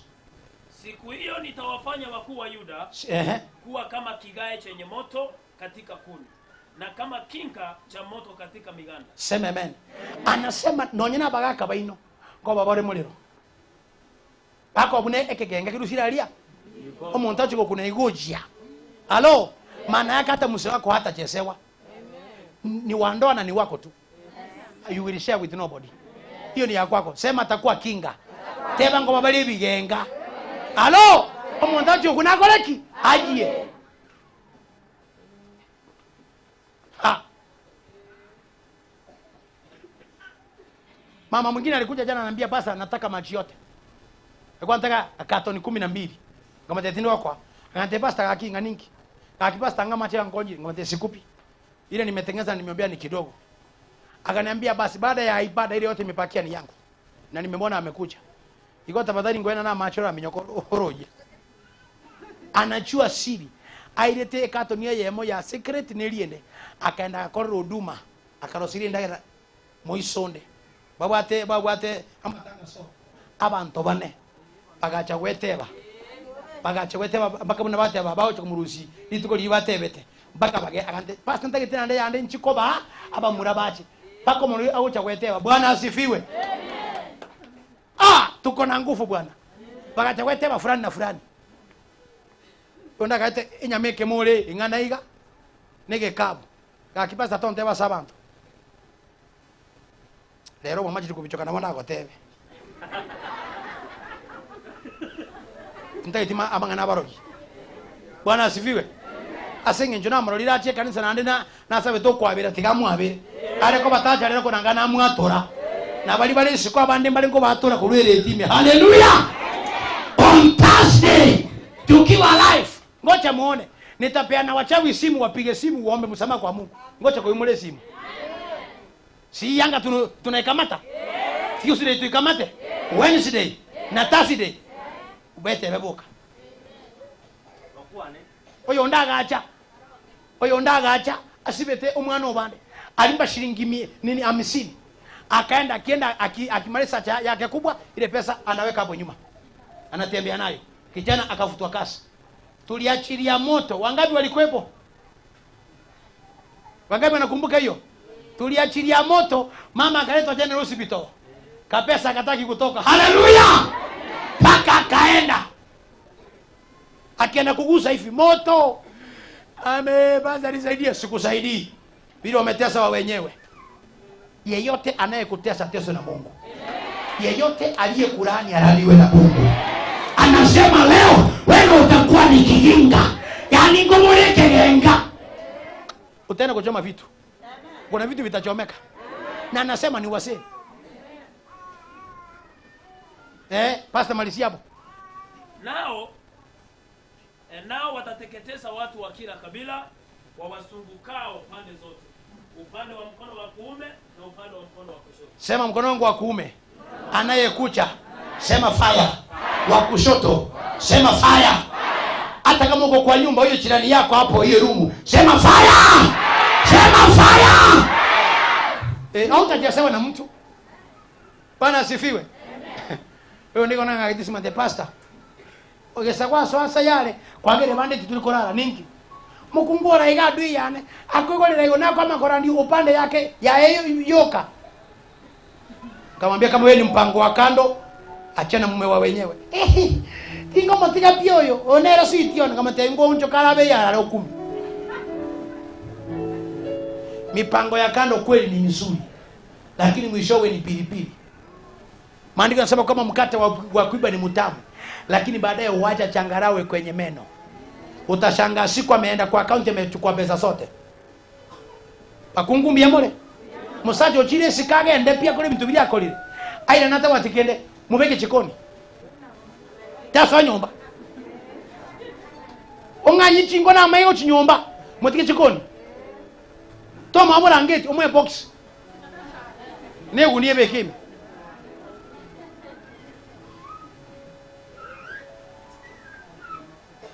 Sikisa, huyu ni mtoto wa mtu ulimtoa kwao. Abane kwenda kwanya chibe yasa kwanga ini. Kwa minyo kwa karamu ntagete kwa kora. Kwa manya gocha. Ole teremo muswati wowo rweire atamanyeti. Mama hii damu ya Yesu leo itakukinga. Hata azurule wapi hawezi kuletea ugonjwa. Mungu atakuletea, yani atakuletea si kama ni daje, si ni device fulani. Hiyo nyingine kiingia ambayo ni ugonjwa na kuletea inakauka, unaishi mzima. Kama ni ukimwi inamuaffect peke yake, wewe huko una bounce na unatembea na amani. Bwana asifiwe. Kifungo cha mwisho tukunye damu ya Yesu. Nasema na baada ya haya Yerusalemu utakaa mahali pake. Naam, hapo Yerusalemu. Sema amen. Angalia mwenzako mwambie baada ya haya nitakaa sehemu yangu. Sitasumbuliwa na mtu. Bwana apewe sifa. Bwana apewe sifa. Amen. Ningetamani mtu ambaye mngesema pastor hilo neno ni langu. Hiyo sio sadaka unaleta. Unaleta sacrifice yako ya kujiunganisha na hiyo neno. Unasema hakika hiyo ni yangu. Natamani Yerusalemu pawe ni pangu, nipe ile anointing. Natamani Yerusalemu pawe ni pangu. Natamani neno ambalo nimepokea likawe ni langu. Hata kama uko nyumbani ungetamani kutoa hiyo sadaka, unatusikiza mipiko through radio, wataka uchunganishe na madhabahu haya, utoe sadaka ya mesa ya Bwana. Na sasa nikupa namba, hata wale pia mko pale, maybe uko na M-Pesa, unaweza kutoa hiyo sadaka. Alafu nikupe hii mafuta kwa radio, utaweka mkono kwa radio, ni kwa anointing nitaombea wale mko kwa radio. Na wako kwa TV nitaombea. Lakini mko ndani nasema mimi nataka nikuje na sacrifice yangu kwa haya madhabahu. Hii sio ile sakada ya kawaida, si fungu la 10. Wanasema nataka nichunganishe kupitia hii ili mchawi wangu atiwe wasimu, atiwe kipofu, wasinione. Natamani niunganishe na hii madhabahu na sadaka yangu. Inaitwa sadaka ya madhabahu, sadaka ya kumweleza na Mungu ili Mungu akutendee. Nataka nikupe namba yangu ya simu ile yako na pa radio. Namba yangu ni 0714 090 261. Wacha nirudie. 0714 090 261. Tumana sadaka yako huko, hata kama ni kwa TV tumana sadaka yako na Mungu anaenda kukubariki. Wale watu nasema natamani pastor, mimi andiko ambalo umelisoma liweze kuwa ni langu. Hii mafuta nimeshika kwa mkono, unakuja tu weke sadaka yako kwa madhabahu haya. Iwe hiyo maandiko umechukua, ithibitishe kwako na Mungu aithibitishe. Uende na hiyo nyota ili ya kwamba uende na hiyo kibali.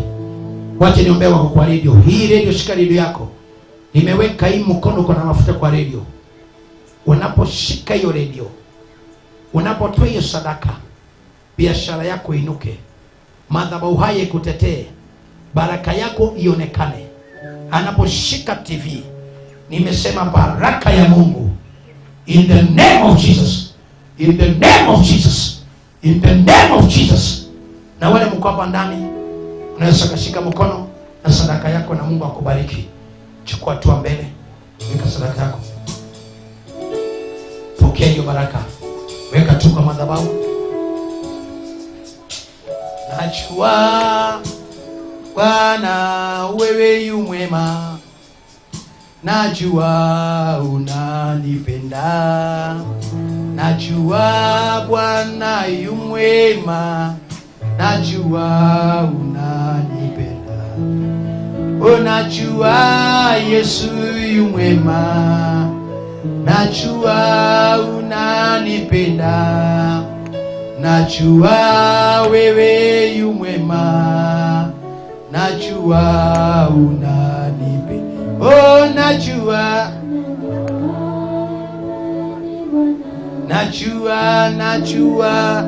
unanipenda, najua wewe ni Bwana, najua unanipenda. Oh, najua wewe ni Bwana, najua unanipenda. Mwende sikorega. Najua wewe ni Bwana, najua unanipenda. Najua wewe ni Ichenje. Najua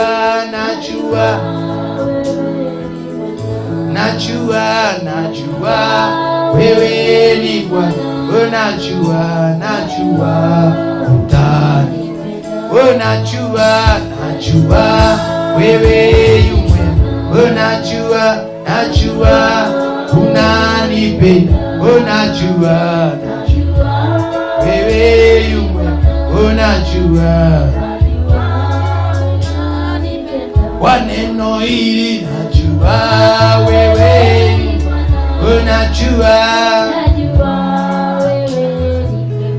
najua wewe ni Bwana, najua unanipenda. Najua wewe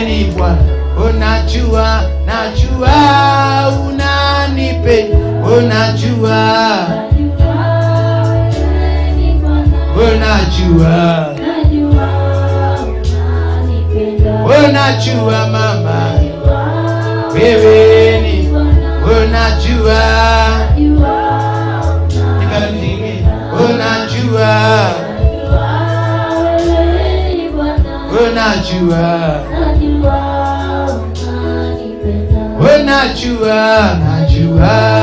wewe ni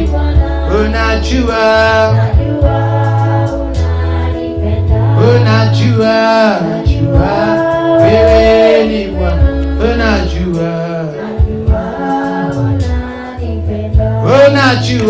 najua wewe ni Bwana,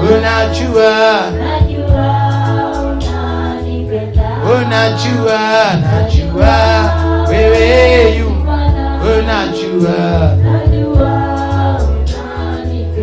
unaponya, najua wewe najua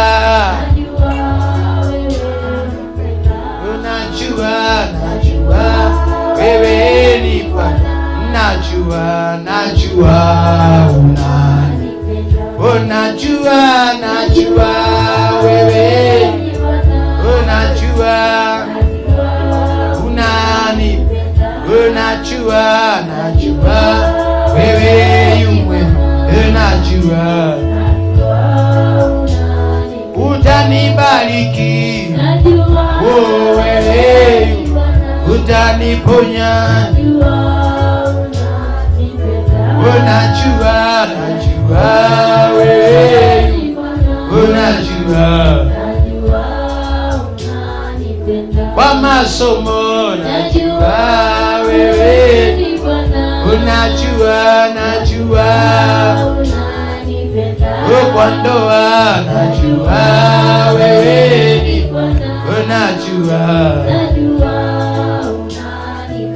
kwa biashara, najua wewe najua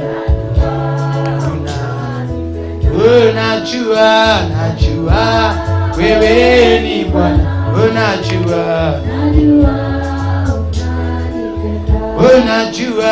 najua wewe ni Bwana, najua unanipenda. Kwa biashara yangu wewe ni hata kwa masomo, najua kwa ndoa yangu, najua wewe ni najua unanipenda. Najua unajua, najua unanipenda, najua, najua wewe ni Bwana, unajua, najua unanipenda, ninajua, najua wewe ni Bwana, unajua, najua unanipenda, wewe ni Bwana, imba nyote, najua unanipenda, unajua, najua wewe ni Bwana, unajua, najua unanipenda, utanibariki, najua najua wewe ni Bwana, wewe ni Bwana, najua unanipenda, ninajua, najua wewe ni Bwana, unajua, najua wewe ni mwema, najua wewe ni Bwana, unajua, najua unanipenda, ninajua, najua wewe ni Bwana, unajua, najua unanipenda, unainua, najua wewe, ni Bwana, ninajua, ninajua, najua wewe ni Bwana, unajua, najua unanipenda, ninajua najua wewe yu mwema, unajua, ninajua mama, najua wewe ni Bwana, ni Bwana, najua unanipenda, unainua, najua wewe, ni Bwana, ninajua najua unanipenda, nanipenda Baba, najua wewe, ni Bwana, ninajua, najua unanipenda, ninajua, najua najua wewe ni ni Bwana, ninajua, najua unanipenda, ninajua, najua wewe ni Bwana, ninajua. najua unanipenda. Saa ngapi hapo? Saa 8. Ba. Saa 8. Nataka wale wa radio before tuwamalizie tupee kama dakika 20. Naomba watu wa radio, maana sisi pia tulichelewa. Bwana asifiwe. Kuna watu wana mahitaji. Nikimalizia mahitaji nisabira bana wale wakati shukuru mbaye damu ya Yesu alafu tufanye deliverance. Mwili wote mahitaji nataka kuskaniwa. Chukua bana na microphone haraka.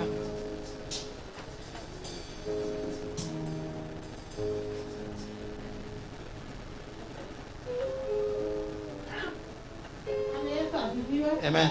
Majina naitwa Angelina Makame, nimeokoka Kristo ni Bwana. Niko na hitaji ambao mtoto wa mtazamwana walikuja wakaiba hapa kanisani. Sasa ameendelea kuniombea. Jana nilichukua hatua nikaenda polisi, wakapiga simu, wakaambia hiyo Monday ikifika kama mtoto atakuja. Nilipigiwa simu asubuhi nikaambiwa niende nichukue mtoto hapa Kisimati. Ataletwa mpaka hapa saa 9. Ndio naongojelea niende nichukue. Mtoto analetwa. Yule waliipa. Na tuliomba amepatikana. Sitamani upige Yesu makofi. Piga Yesu makofi na useme amen. Hakuna chako kitakachopotea. Asante. Saa 9 unachukua mtoto. Tutakumaliza ibada utakimbia. Amen. Simama ongea yako. Simama hapo tu kwa ajili ya mic. Amen.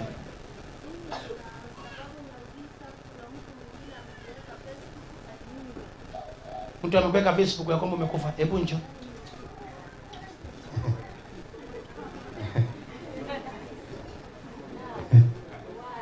Wewe leta microphone hapa wewe.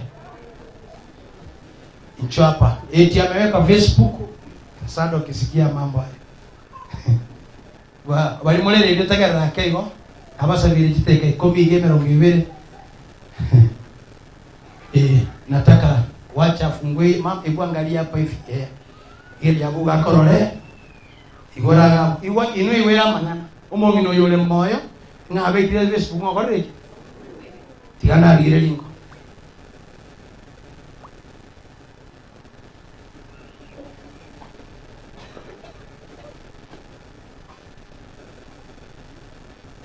We loved you, mom, but God loved you, mom. May you rest in peace, mom. Your memories will forever be in our hearts. Mom, we love you. Rest in peace, mom.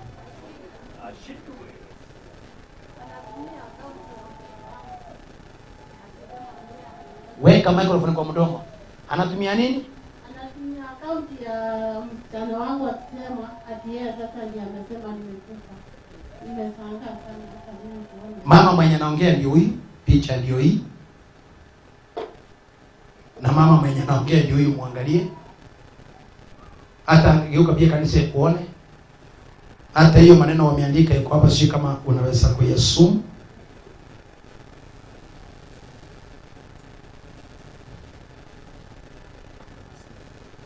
You can see. Hii ndio maneno wameandika, we loved you, mom, but God loved you, mom. May you rest in peace, mom. Your memories will forever be in our hearts. Mom, we love you. Rest in peace, mom.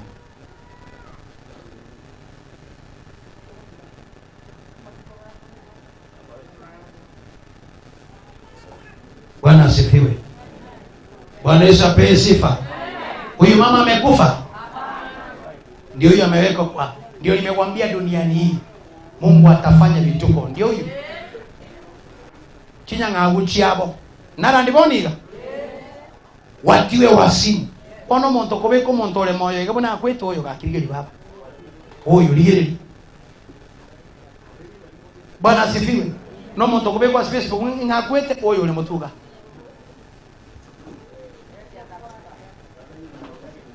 Bwana asifiwe. Mama, uishi miaka yako mingi. Nimeondoa kifo ndani yako, nimekuongeza miaka.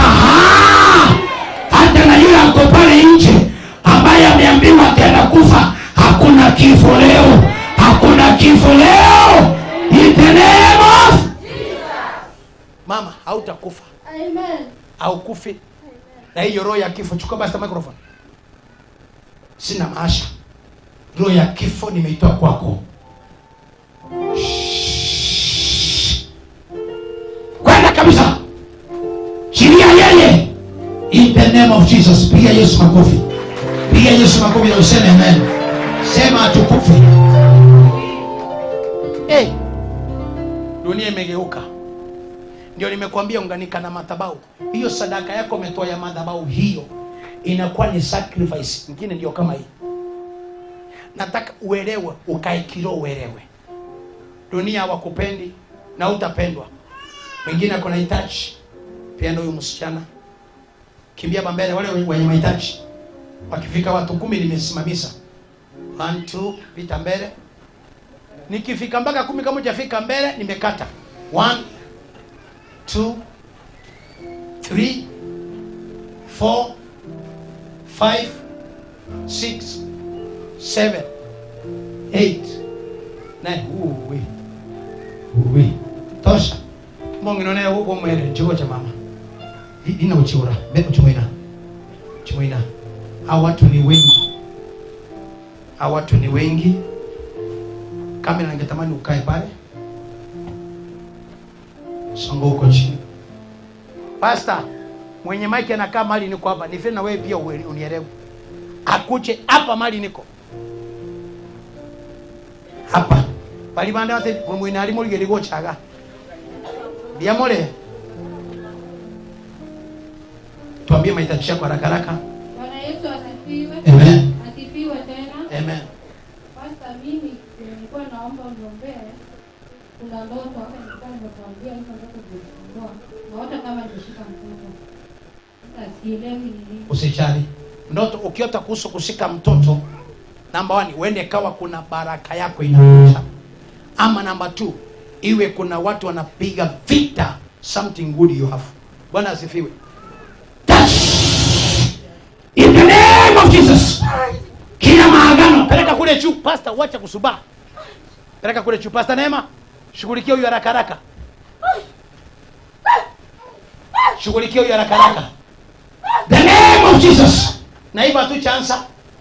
Shughulikia huyu haraka. Wale wanasika watoto akina Masi, mnafanya nini hapo nyuma?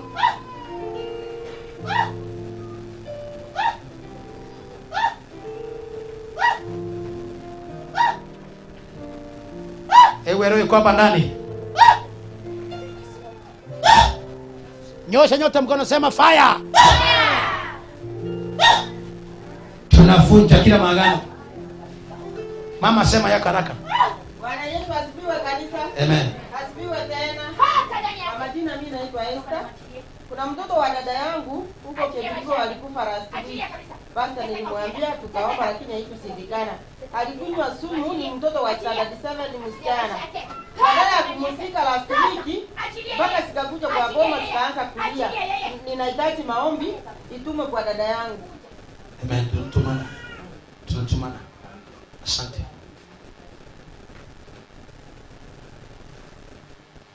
Mwana wako. Amen. Wako na nini? Amen. Ndio Samaria tangu kumeli mora. Umetoka Nyamira? Oh. Uko na mtoto mgonjwa. Ako wapi? Oh, chapa. Hata pasipo kuniambia tu. That's what God has told you. Nipunguzie pesa hapa kidogo. Hiyo kabisa yote. Ako na madawa anakunywa? Iko wapi?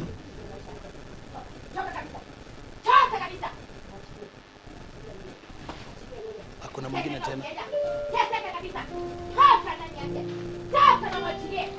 Weka chini hiyo madawa kila mtu aone.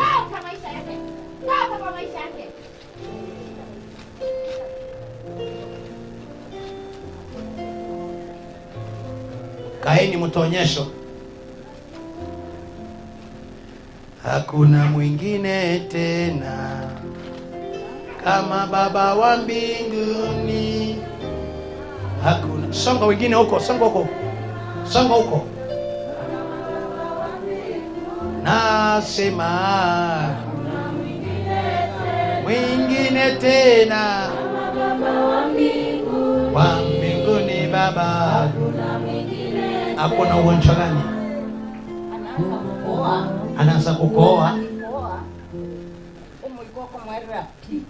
Kukoa peke yake. Akaenda kapimwa asma, tabuati, TB, tabuati, corona, tabuati, ukimwi, tabuati. Ona kero wakna wetu kwa abona tentu amwele ndio mwele. Ndio lionekana na awate problem masama. Ona kero corona, kwa chungu hivi. Serious. Corona mpango mayo. Si yako ya mwisho. Bwana asifiwe. Si yako ya mwisho. Ikienda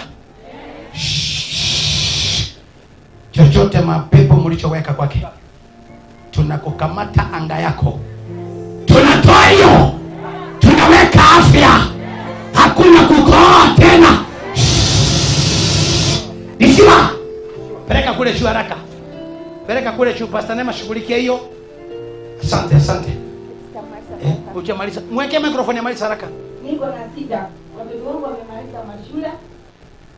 Wasichana wasiandikwa hata mmoja kuanzia 2018. Na wengine hawaolewi. Vijana hawasomi. Magonjwa kwangu achilia maisha yake. Toka ndani yake.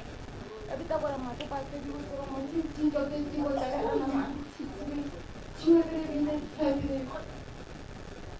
Chinjoke vitawala mato. Hakuna mwenye amepata kazi. Hakuna mwenye anaoa.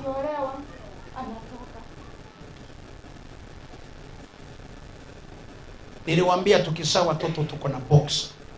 Tutamani madhabahu tuweke roho ya Mungu. Tuesday, Wednesday, Thursday. Njoo tufungue mbingu. Waolewe, wabarikiwe, wainuliwe. Na pia nawatangazia on Tuesday. Leo kuna wale walikuja naso. Tuesday na Wednesday. Sana Tuesday nitaombea picha, certificate, nguo ya wale wanateswa. Toa moja na mbili chumaine. Pepa na sadaka yao ambao ni sacrifice. Njoo tuombee. Njoo tuombee huyo mtoto. Njoo tuombee huyo mama. Mama kama huyu analia wako. Hakuna mtu alisawa wasekee nyumbani.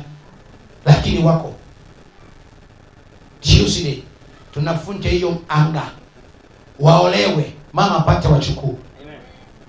Na leo tunapoenda kunywa damu ya Yesu, tukimaliza damu ya Yesu tukiingia kwa deliverance, kuna watu wataona miujiza, minyororo itaenda kukatika. Wacha niage watu wa radio, tuendelee kidogo. Thank you. Sipigie ndugu yetu sana kwa makofi. Jamani, si ni Mungu jamani.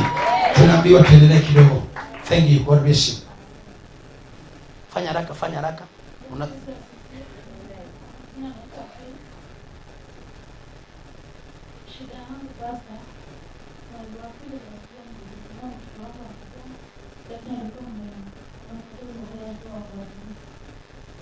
Ongea sauti kidogo.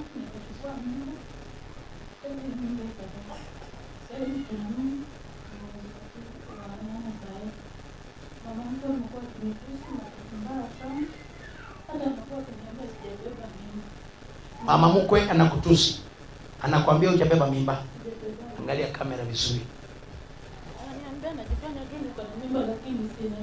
Toa mikono, songa mbele. Asha, nitolee hizi vitu hapa, hizi madawa hapa. Mama kanisa, hizi madawa nitolee niwekee mahali. Swali, toa haraka, unajua uko mbele ya kamera. Bwana asifiwe. Anaambiwa na mimba. Na hii ni nini? Songa mbele. Anaambiwa na nini? Hii ni nini? Yeyote ambaye ni mchawi wako, tunamalizana naye saa hii. Ukinywa damu ya Yesu, Mungu apigane naye. Huyu mama atazaa vizuri. Umebakisha mwezi mmoja uzae. Utazaa mtoto kichana. Na akizaliwa tu, tumurukali ndio murukela tema. Maana ndio watatu. Ulienda kufanya scanning? Uliambiwa ni nani? Na mimi sikukuwa. Mpaka amesmile. Hello! Sema na tema nakuja. Huyu akufi. Funguliwa. Funguliwa maisha yako. Peleka mbele para haraka Asha. Nyinyi maasha. Tufanye haraka. Kwa vile wengine muombi ndio mnaanguka nguo kwa madhabahu. Maana muombi. Baba ni mgonjwa. Mgonjwa zaidi. Ngoja kidogo. Huyu si mchui. Na hata kama anamjua maybe kwa kumuona, anayeua baba yake ni mtu wa nyumbani. Babake hiyo sehemu naambiwa na Mungu kwenye mguu vile anaumwa ni kitu alikanyaga. Lakini leo ukitoka mahali hapa, upepe damu ya Yesu pelekee babako kufika kesho. Kuna vitu atatapika, vingine atatoa ndani yake na usimo utapatikana. Atuletee ushuhuda wetu hizi. Babaka na kwa msima. Akinywa damu ya Yesu hiyo kikunywa kwa nyamba yake na pia ingine mupepe. Ukuje Tuesday na ushuhuda. In Jesus name. Safi.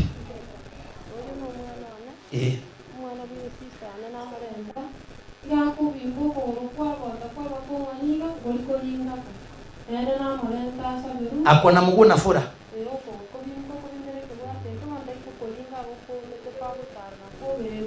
Njoo. Saime ni wapi hapo, ni hapa? Hebu tembea tuone. Ndio natembea hivyo. Hawezi kutembea vizuri.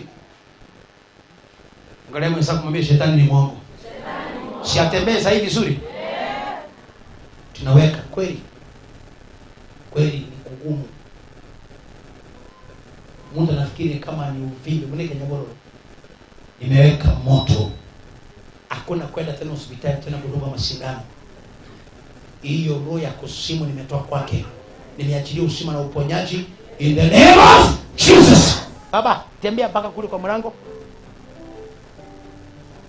Tembea haraka. Msio mnapita kwa kamera. Tembea tena ukirudi. Wewe ndio umepona hivyo. Enda kule ngoja kunywa damu ya Yesu. It's over. Kwana ni chingurumo ngina.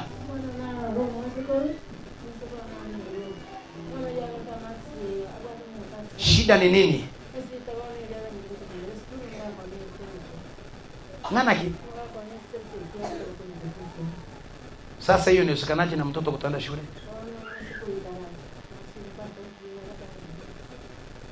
Sikisa. Unajua saa nyingine wacha kuromu shetani. Umekataa kuweka mtoto mzuri, ameenda Nairobi. Onyole asakuli hivi toche. Mteviara na kaje kwa. Sangine wasasi tuweke watoto wetu vizuri. Bwana pewe sifa. Tuwaweke vizuri ndio hata akienda mahali ukimwambia rudi atarudi nyumbani. Najua hapo mtaweza kunielewa mbona namwambia hivyo. Tuseme ukweli. Kwa sababu ngaki? Ngatobeka bana betu njire tikeke. Ingia. Bigere kende na keba mambi ukonyora soko ba. Sasa sasa anasema mzee wake amejikata kidole, msichana ako Nairobi amekataa kuja nyumbani ajui. Hapana, si ajui, anajua sababu. Maana kama mtoto hayuko wewe, unaweza kushindikana kuchukua kwa nini dadako mbona hakuji nyumbani? Kuna mali kuna uchawi, kuna mali pengine ni wewe msasi. Vile unalea mtoto wako. Unanielewa vizuri? Mtoto kama ako bado shule, hiyo nafasi alipewa kwa kutembea Nairobi ilitoka wapi? Bwana asifiwe. Hiyo nafasi. Sasa ameenda Nairobi kama anaendanya ole bitocho ororo ugetena na ngocha. Hapana, watoto walewe vizuri na wazazi. Saa nyingine tusilaumu shetani mahali pengine. Mwenyewe kama mzazi fanya nini? Jilaumu. Kana watoto wako vizuri. Hii ni kazi nyingine nafanya. Kana watoto wako vizuri, mrekebishe mtoto. Mtoto amefanya kila siku tunamwachilia aende Nairobi kufanya nini? Aende kufanya nini na yeye Nairobi? Maana huu mwili yako nao ndio unafaa mkae na yeye kama mzazi fanye nini? Umpe direction. Tutamwombea atarudi, lakini ukae na watoto wako vizuri. Tutamwombea atarudi. Amen. Ngoja kidogo. Huyu mama tulimwombea, alikuwa na sawa watoto wa kike tu. Mpaka ikawa ndoa yake imeharibika. Bwana asifiwe. Ikawa anapigwa vita. Mpaka alipobeba mimba akaambiwa tena ayema nyabisaga. Hakuna kitu. Alikuja akaniambia basa hii nimeambiwa niitoe. Nikamwambia hii itolewe. Anasaliwa mtoto wake. Ako wapi mtoto? Mtoto aletwe. Nikasema hii haitatolewa, mtoto atasaliwa. Na akiwa na mimba nikamwambia mtoto ataitwa Isaka. Na mtoto ndio huyo amesaliwa. Isaka mambo. Amen.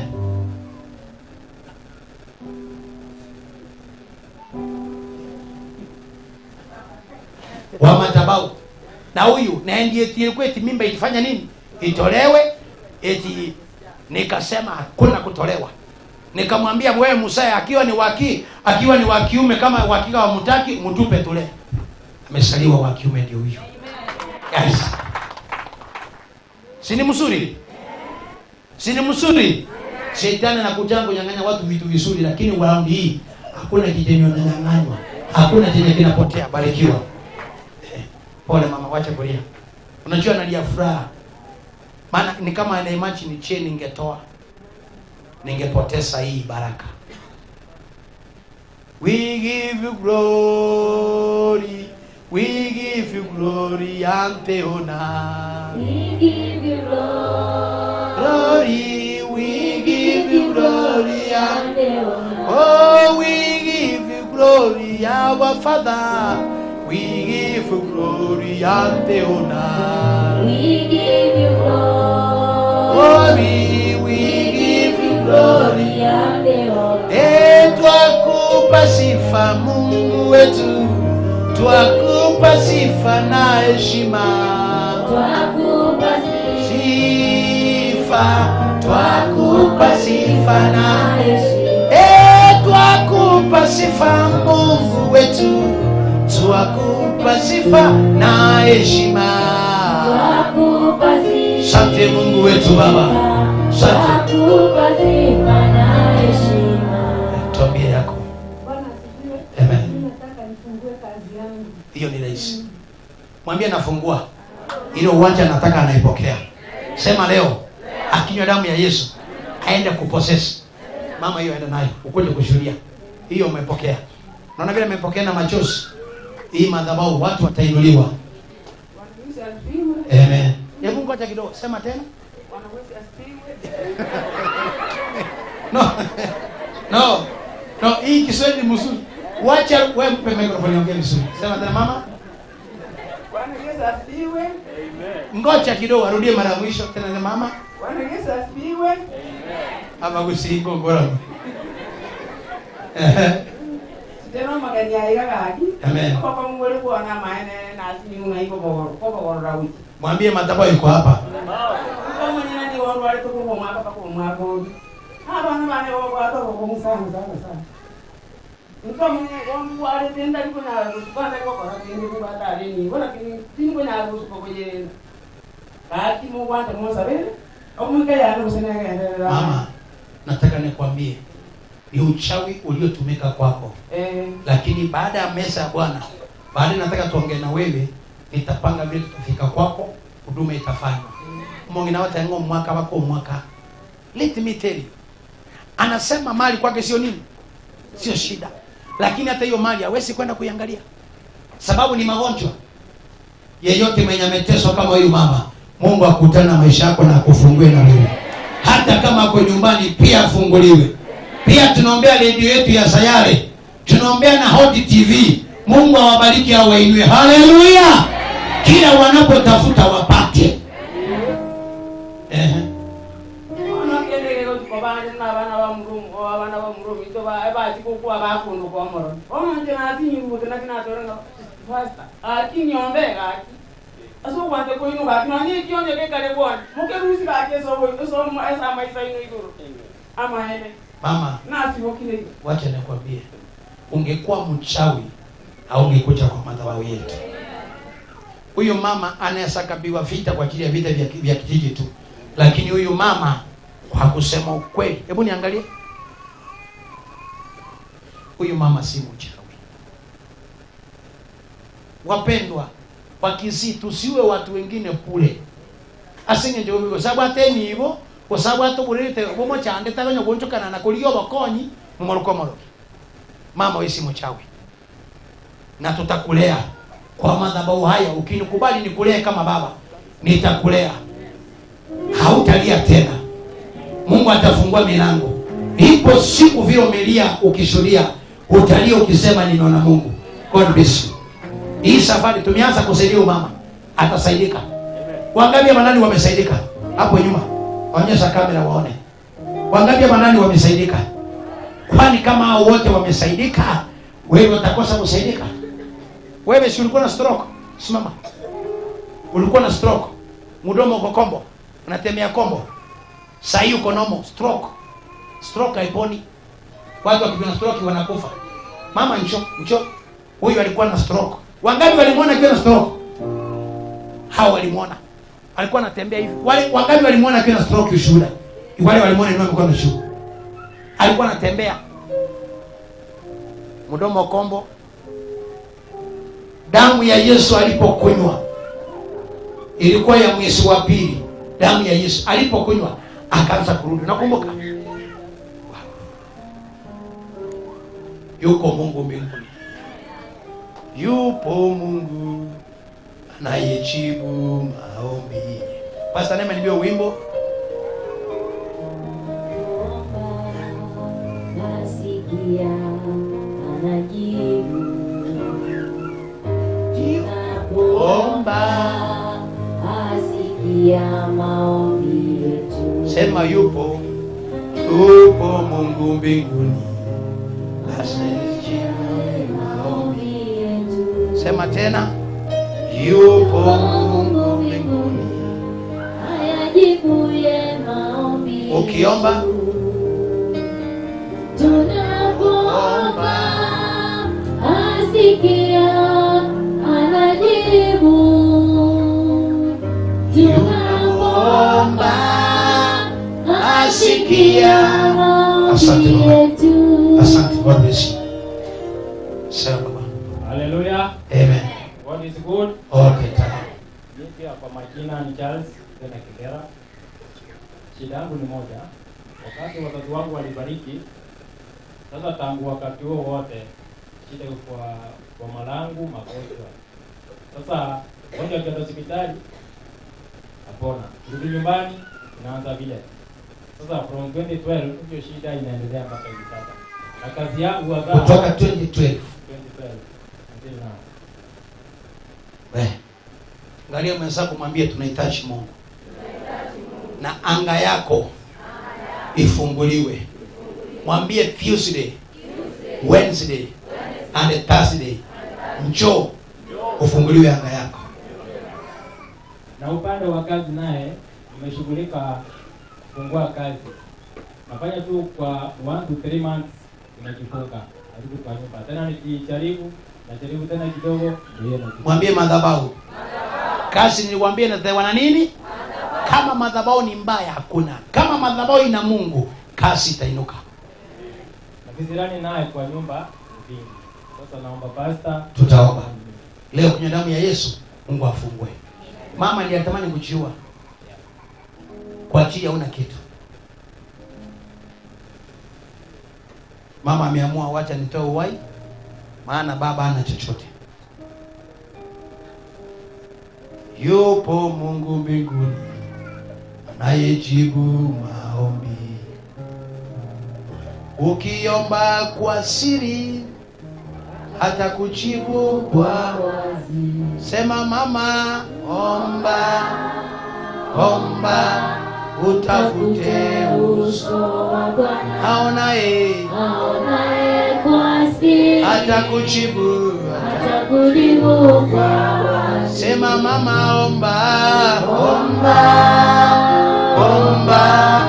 utafute uso wa Bwana. Aonaye kwa siri hata kujibu kwa wazi. Bwana asifiwe. Amen. Nami ni Yesu ni moyo, nyumbani nikipeleka.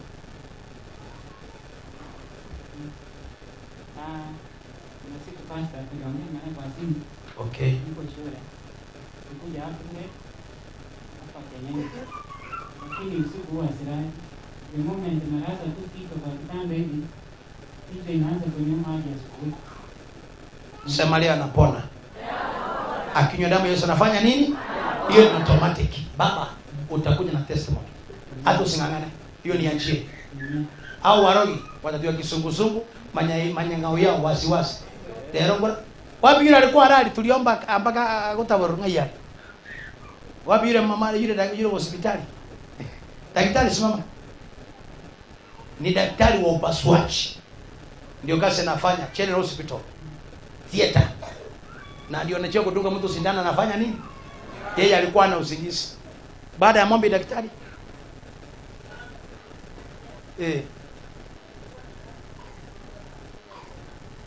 Bado unastuka saa moja.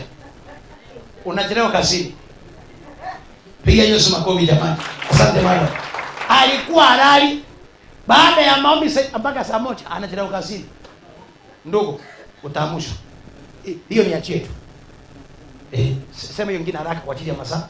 Nyingine nyumbani kwetu ya experience this spirit of rejection. Zaidi ya sana. Mamangu waliagana mpaka kitambo sana. Sasa nikachukua ile jukumu mimi the first one. Kufundisha hata hao wengine. Lakini nimefika mahali kuna wengine hata wameanza shule. Wewe ndio unawafundisha? Na wewe ndio unachopeleka shule?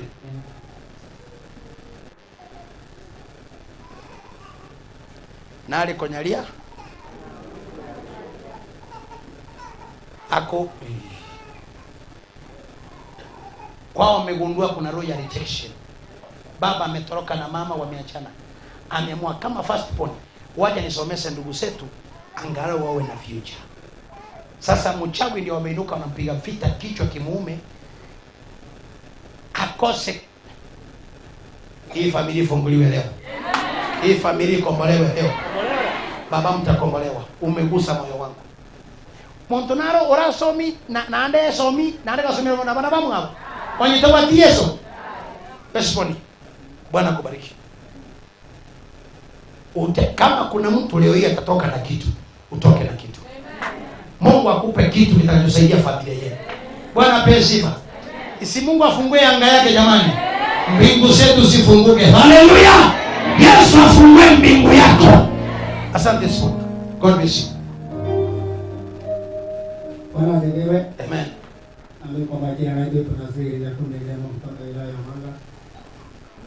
Mkaji wenyewe. Hebu anza tena. Hebu anza tena.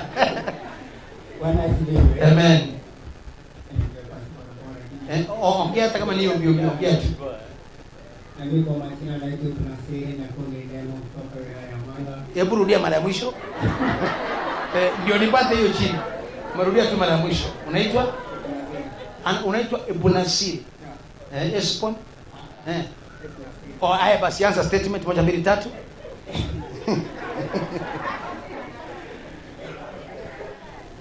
Nimesema kwa majina naitwa Tunasiri na kundi demo kutoka wilaya ya Manga hapa Kilimu kati wa eneo la Keroka. Toka last year mwezi wa 9 nimepata na mashida na matatizo mingi na nisumbuka hapa kazi ya sana. Kama na kwanza niko na kesi hapa kotini ya shambani ndio naona kama mtu wa miaka 10 hadi kaisa hadi nimeamua kupata naye. Umeamua kuacha? Nimeamua kupata hiyo kesi ya shamba. Tuliona na mchunguza zangu. La pili kuna kesi ambayo niko naye sasa hivi. Bali nimetoka bonde 200 pale hiyo kesi ilitengenezewa. Na yenyewe ilitengenezwa na department na itakuwa ndio kuchunguza akili kila siku. Umekumbuka ile tupigia simu? Ile tupigia simu. Sadok tulipigiwa simu. Kuna kesi ya development. Sasa baada kuuliza wenye kesi tunaulizana nini wakaniambia hatukuwa tunajua kama tutaenda hivi twende tutoe. Kwenda kutoa kwa kufika ofisi ya DPP ndio wanatoa file kotini wakatiza 100. Mimi mwenyewe dakika hizi na eni mbali nayo niko na uwanja wa Menengai ambao naomba pesa ile ajabu. Na wamoja ni 100 kama nini. Usipata ya kununua hadi dakika hii. Kwa hivyo naomba tu wewe nilikuombea. Nilikuja parasti wewe. Nilikuombea. Umeanguka. Niliambia tu nilikwambia story na uwanja hiyo mwingine sikukwambia. Uliambia kuhusu meningitis. Imekusumbua tena? Tangu tuombe. Sasa hivi niko sawa. Uko sawa? Pia Yesu mkono. Alikuja nakumbuka it was on Wednesday. Nikamwambia hiyo Mungu anaponya. Sinaona bado haijamsumbua. Sema imeisha. Na kinywa damu ya Yesu si ni complete. Asante, barikiwa.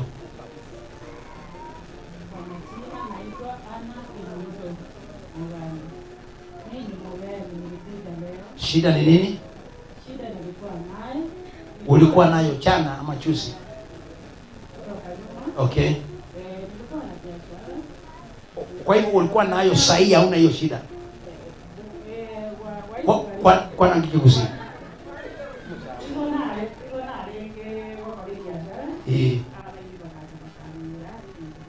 Aya, kwa nani ngoleke swali bone?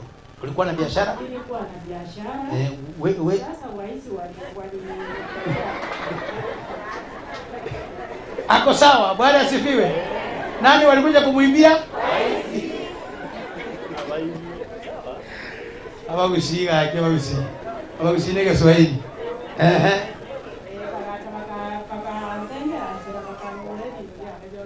Waizi walikungojea kwa njia wakakoura kila kitu. Halafu nikarudi nyumbani nikaendelea na kazi ya kulima. Ulikuwa na nini? Walikunyang'anya nini? Wakati huo nilikuwa nauza nguo. Walikunyang'anya pesa? Wakanyang'anya pesa wakati. Pesa ngapi? Ilikuwa 80,000. Waizi. Waizi. Okay. 80,000. Wakaida. Halafu nikaendelea tena kulimbwana na nikaendelea kuna masomea abana bagoika form 4 nabo barabamaini bagoika form 4 ngirekitia ko banyora D. Lakini kurwa igande wakanyora AP. Waika form 4 D. Angalia mtu mwambie anga yangu lazima itafunguliwa. Anga ya watoto wangu itafunguliwa. Halafu bona kuika chinda kinji cha bona egiye tuko kuna moja nyumba kwa sababu na bona for example muna chitaye Bona for example omwana wete bagoja bakoiba babwati rubanyoli na bwaba baiba kero ngoboyo manyene onte bichino moro ngomera abana bane ebyakabere bona ogachaka gutwara amabukana gutwara amagandi bona yaikeire chingaki egechara kyane getari bolinge ekege tobuke. Bwana sifiwe. Yeah, okay, ya kwake hiyo umeelewa ni witchcraft. Ni biashara na vile. Usijali. Hiyo nitautengeneza. Amen. Baba, ongea Kiswahili nisikie. Amina. Amina.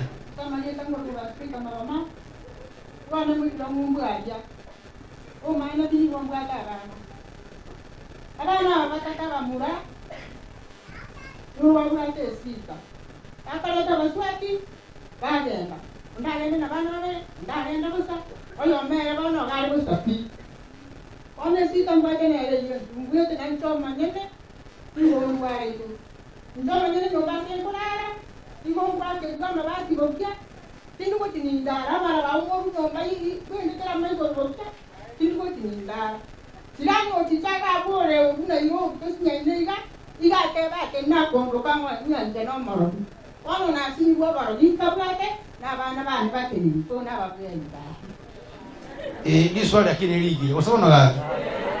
Sikisa nikwambie, usione mtu anateseka ama ana sura nyeusi ukamwita mchawi. Todo mundo mare chimbuche umorokinto kieke? No. Wacha nikwambie, lile shoka unamkata nayo shingo, wewe pia tembea yako ukiweka hivi. Maana pia kesho utafanya nini? Utakatwa shingo. Wacha kuita mtu mchawi au na evidence.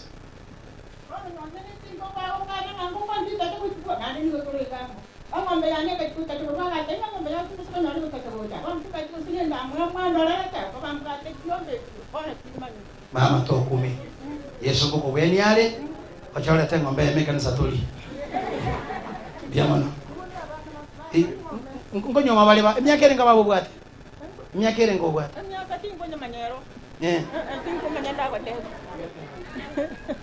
Toko manya myaka yao. Moyo e microphone. Nteta kwa ni songo. Mama teba iga. Don't you see me this? Don't you see me this?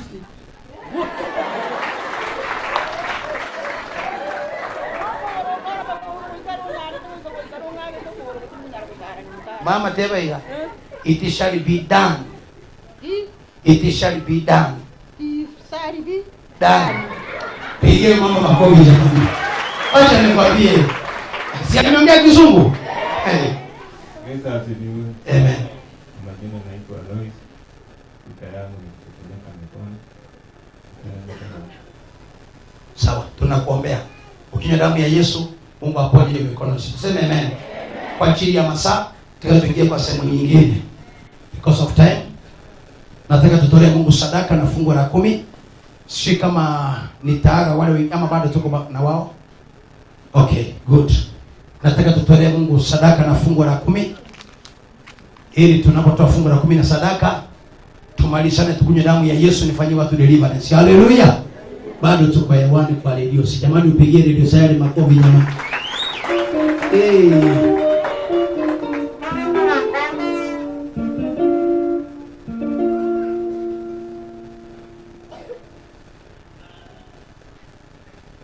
Ukiona ninaimba imba moyoni nimepata Yesu. Ukiona ninaimba imba moyoni nimepata Yesu. Ukiona ninaimba imba moyoni nimepata Yesu. Ukiona ninaimba imba moyoni nimepata Yesu. Oh, mimi na Yesu tunapendana. Mimi na Yesu ni marafiki. Amen. Baba, ni asante kwa ajili ya sadaka pamoja na sacrifice na fungu la 10. Wanapotoa wanao Yesu, wabariki, wainulie milango na utengeneze njia kwao. In the name of Jesus, brand beautiful. Unataka basi ya sacrifice, basi ya fungu la 10. Ningetamani mtu wa picha kwa kamera utakao upande huu. Because kamera utakao upande huu watakucha hivi. So unataka bahasha sacrifice ya fungu la 10, tufanye haraka. Unakucha, unachukua, unapitia hivi na ule kwa nini? Tufanye haraka kwa ajili ya masaa. Baba, Baba, Baba pokea sifa. Baba, pokea sifa. Oh Jehova ninakupenda. Baba pokea sifa. Baba, pokea sifa. Oh Baba ninakusifu. Baba pokea sifa. Baba, pokea sifa. Baba ninakusifu, Baba pokea sifa. Oh Jehova ninakupenda, Baba pokea sifa. Oh Jehova ninakusifu, Baba pokea sifa. Baba, Jehova Sima. Oh Jehova ninakusifu, Baba pokea sifa. Oh Jehova ninakusifu, Baba pokea sifa. Baba, Jehova Baba,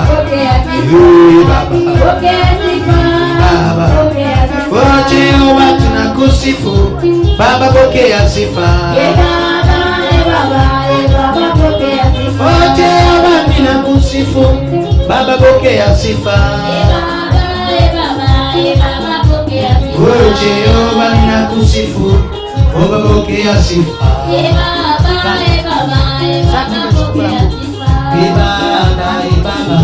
Baba pokea sifa.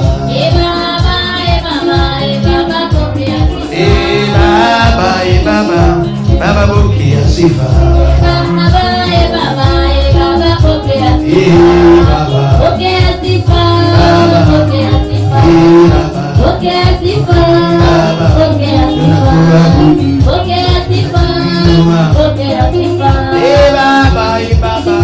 Baba pokea sifa.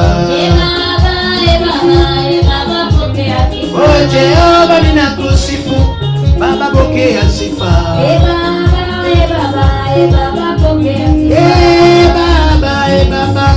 Baba pokea sifa. Wamama wanakuomba Masia, pokea sifa. Oh wamama wanakuinua, Yesu pokea sifa. Oh vijana wanakusifu, Yesu pokea sifa.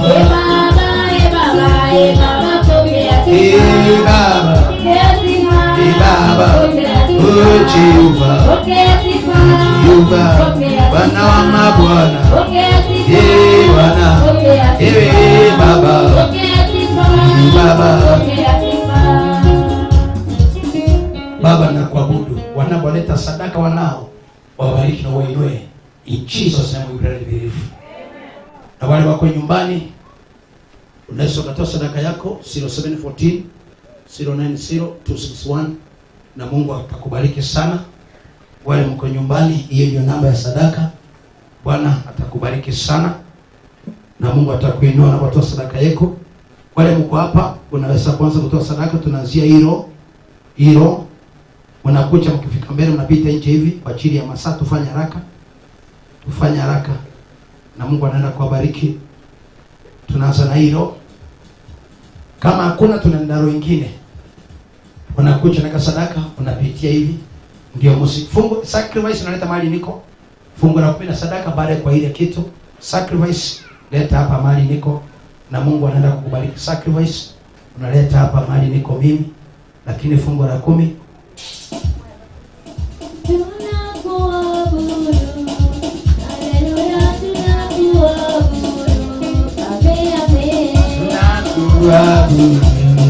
Hallelujah, tunakuabudu.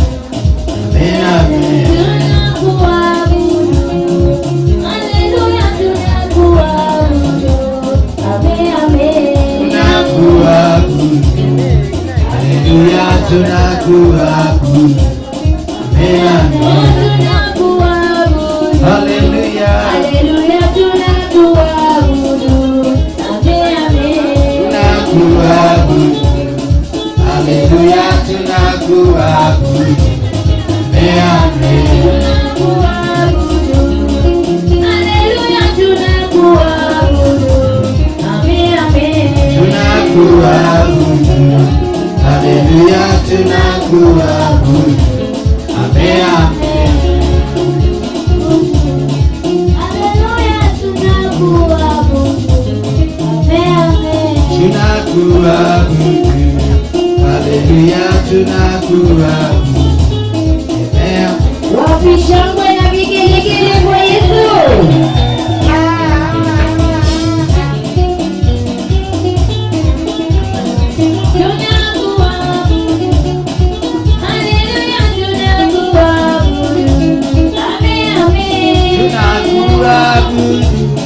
Hallelujah, tunakuabudu. Amen. Wewe shukuru. Hallelujah, tunakuabudu. Amen, amen. Tunakuabudu. Hallelujah, tunakuabudu. Amen, amen. Tunakuheshimu. Hallelujah. Hallelujah, tunakuheshimu. Amen, amen. Tunakuabudu. Hallelujah, tunakuabudu. Amen, amen. Tunakuheshimu. Hallelujah, tunakuheshimu. Amen, amen. Tunakuabudu. Hallelujah, tunakuabudu.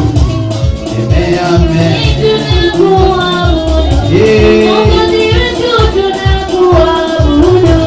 Amen, amen. Tunakuabudu. Hallelujah, tunakuabudu. Amen, amen. Tunakuinua. Hallelujah. Baba yetu tunakuinua. Amen, amen. Tunakuabudu. Hallelujah, tunakuabudu. Amen, amen. Tunakuinua. Yeah. Mwokozi tunakuinua. Amen, amen. Tunakuabudu. Hallelujah, tunakuabudu. Amen, amen. Tunakuinua.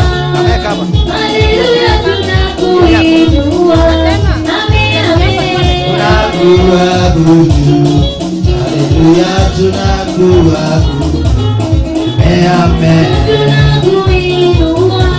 Mwokozi wetu tunakuinua. Amen, amen. Tunakuabudu. Hallelujah, tunakuabudu. Amen, amen. Tunakuinua. Baba yetu tunakuinua. Amen, amen. Tunakuabudu. Hallelujah, tunakuabudu.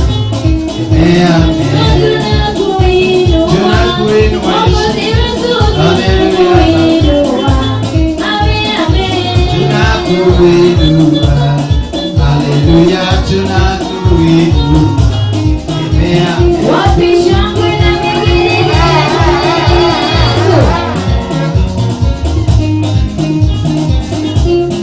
Dalika Baba, ni upako. Dalika Baba, ni upako. Dalika Baba, ni upako. Dalika Baba, ni upako. Dalika Baba, ni upako. Dalimani ogo mama, ni upako. Sema Dalika Baba, ni upako. Dalika Baba, ni upako. ngotera ngotera bantu bawena. Dalika Baba, ni upako. Dalika Baba, Ni upako. Dalika Baba, ni upako. Gosaba gosaba meuko yalora. Dalika Baba mama, ni upako. Dalika Baba, Ay, ay, ay. ni upako. Dalika Baba. Ni upako. Tukiwa upande huo, kuna wale watu walikuwa na ahadi ya kuchenga na hawakuchenga, na ile ahadi walikuwa nayo mliweka na hamkuleta, na wale mlikuwa mweka ahadi ya pesa ya nyumba ya mchungaji, fanya haraka ulete kwa madhabahu tumalize tuingie. Usiwe muongo kwa Mungu, maana italeta shida. Chukua tu haraka mbele, nimekuwa dakika moja. Wale mlikuwa mnatoa ahadi ya uchenzi, ile pesa hamkutoa, na wale mlikuwa mmeweka ahadi ya nyumba ya mchungaji na hamkuleta, chukua tu mbele, tufanye haraka tuingie sehemu nyingine. Tena tumie damu ya Yesu, tufanye delivery sote wakombolewe. Okay, hakuna mtu ile match Fanya haraka. Kuna hii machi ya uponyaji, living water. Kuna watu mimi napeananga machi yangu peke yangu. Sipeanangi mtu mwingine. Nanyo leto muntu kibirika akonia machane. Vijana mtoe vizuri, msiguse kitu. Usiguse kitu kabisa mahali popote. Nanyo leto kibirika machana akoni. It's unfortunate. Mimi sipeanangi mtu mwingine akapeana machi yangu. Machi yangu yote napeana peke yangu. Bwana asifiwe. Ndio na kila siku mkikuja sina wapa peke yangu. Ukienda kununua kwingine ni kwa hiari yako. Hii ya kwangu mtu mwingine ndio nilikuwa nasema usitumane mtu ukoje uchukue. Maji na atubianangi kwa duka. Tunapeananga wapi? Kanisani siku ya ibada. Ama ukikuja kwangu kwa nyumba. Bwana asifiwe. Amen. Lete hiyo hapa. Mbona mnachanganyikiwa vijana? Kwa vile mnavaa chambali kucha madhabahu. Hii ni ya kule. Haya, wale wanataka maji mnapiga laini hapa. Hapa mnapita hivi. Baba, nimenena roho ya uzima na uhai. Kila anayetumia hii maji, wacha akaone ushuhuda in Jesus name. Tufanye haraka, tunaingia sehemu nyingine. Unaweka laini taratibu. Mtu mmoja nitolee ile maji nyingine kwa pale. Alete hapa. Nataka gani? Secret water 2 na hii mocha, mpe hizo 2 na hii mocha utapewa change yako. Mama, nimesema usipitie hapo na nenda hivi. Ndio usilete nini confusion hapo kwa njia. Utapewa change tu, utakupa. Unatuma na ngapi? Hizi 2. Upe 2. Pia na hiyo mocha. Pia na hiyo mocha.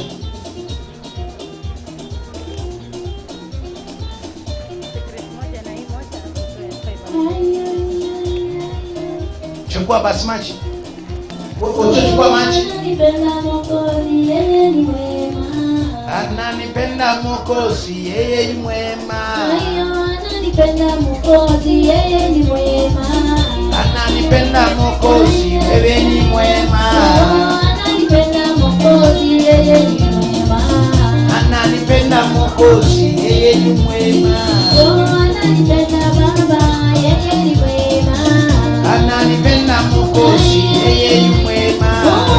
Ananipenda Mwokozi, yeye ni mwema.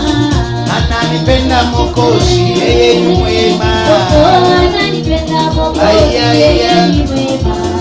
Ananipenda Mwokozi, yeye ni mwema. Ananipenda Mwokozi, yeye ni mwema. Ananipenda Mwokozi, yeye ni mwema. Ananipenda Baba, yeye ni mwema. Ananipenda Mwokozi, yeye ni mwema. Ananipenda Mwokozi, yeye ni mwema. Ananipenda Mwokozi, yeye ni mwema. Ananipenda Mwokozi, yeye ni mwema. Ananipenda Mwokozi, yeye ni mwema. Ananipenda Mwokozi, yeye ni mwema. Ananipenda Mwokozi, yeye ni mwema. Ananipenda Mwokozi, yeye ni mwema. Anakupenda Mwokozi, yeye ni mwema. Ananipenda Mwokozi, yeye ni mwema. Ananipenda Mwokozi, yeye ni mwema. Ananipenda Baba, yeye ni mwema. Ananipenda Mwokozi, yeye ni mwema. Ananipenda Mwokozi, yeye ni mwema. Ananipenda Mwokozi, yeye ni mwema. Ananipenda Mwokozi, yeye ni mwema. Ananipenda Mwokozi, yeye ni mwema. Acha njoo. Ananipenda Mwokozi, yeye ni mwema. Ananipenda Mwokozi, yeye ni mwema. Acha chukua jinsi yako. Mwokozi, yeye ni mwema. Ananipenda Mwokozi, yeye ni mwema.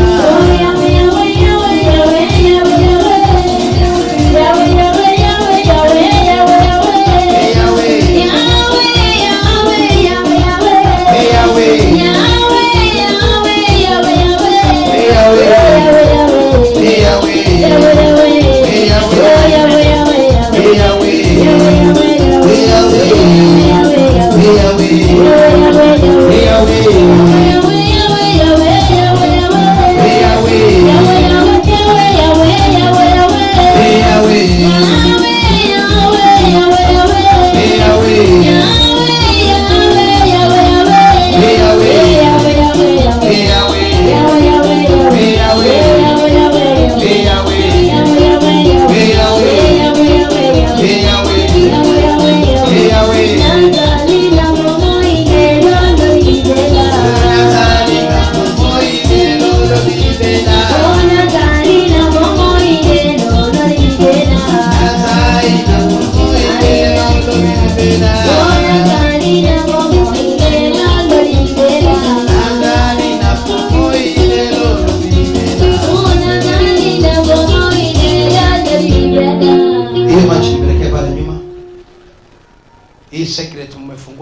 tufungue. Nataka leo wako na 100 waniletea wachukue secret. Fanya haraka. Nimekupa hiyo fefa kwa kunywa damu ya Yesu. Na usifikiri kama siku ndio nitapeana hivi. Usifikirie. Na siku nyingine mwe mnaangalia vizuri. Wewe pastor, kwacha kutoboa machi yangu kwa vile unataka nikuuzie. Uwe unaangalia vizuri. Secret. Nataka ngapi? Ni 100.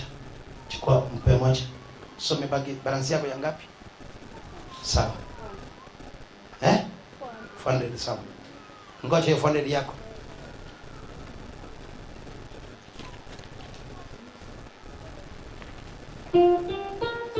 Pastor, endelea pastor kwa haraka. Hiyo neema ninafunga. Hiyo ni neema nimekupa. Ni secret ninakupa. Nakufanyia favor maana amefungua zote.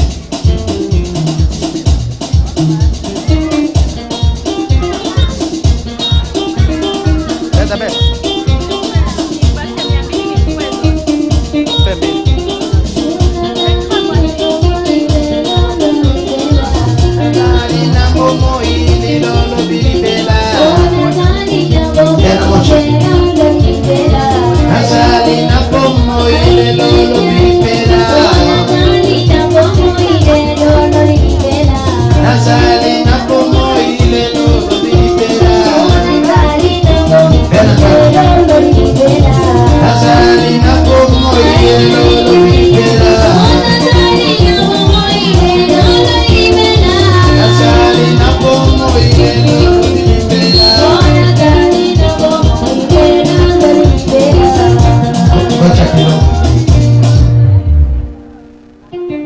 Hakuna mwenye amepaki.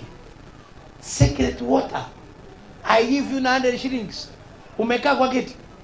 Wewe mroho kweli. Mroho kweli. Hii. Secret water. Umebakia chupa ngapi?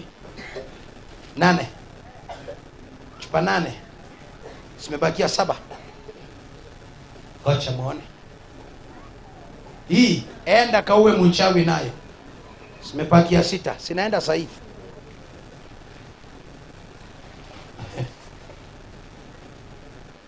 Ya, wewe ile Josi. Ndio.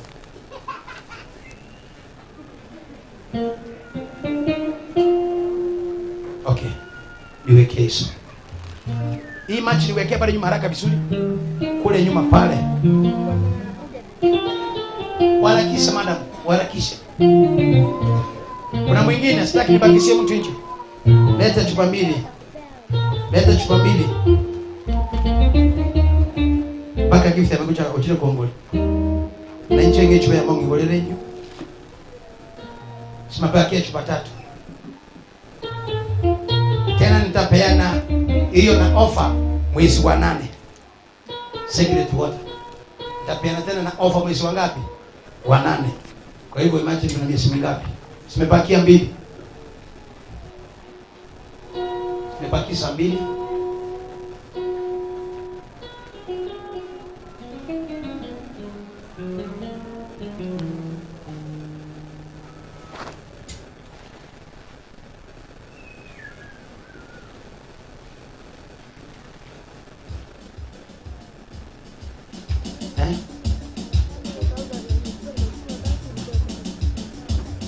Okay.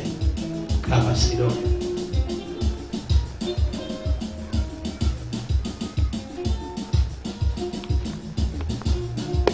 Asha.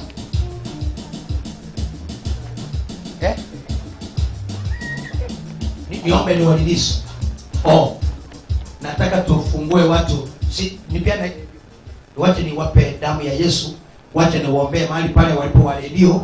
Kwa kweli kuna watu wamekuachia kwenye damu ya Yesu tangu asubuhi jamani. Kwa redio. Leta damu ya Yesu haraka niombee haraka. Tufanye haraka mama kanisa. Niombee damu ya Yesu na wale wako nyumbani tuwape wakunywe ili tuweze kuwadilisi. Bwana asifiwe. Wacha ikuche tuombee damu ya Yesu. Msimwange.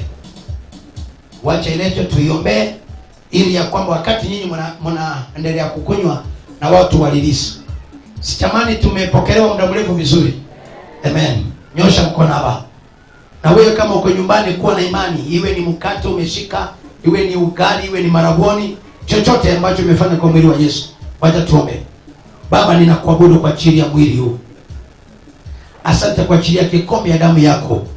Wanao Yesu wanapoenda kutumia, naomba neema na kibali, naomba uwezo na mamlaka na utukufu, naomba mamlaka ya mbinguni. Wale wako kwa redio, unaweza ukachukua hiyo mkate.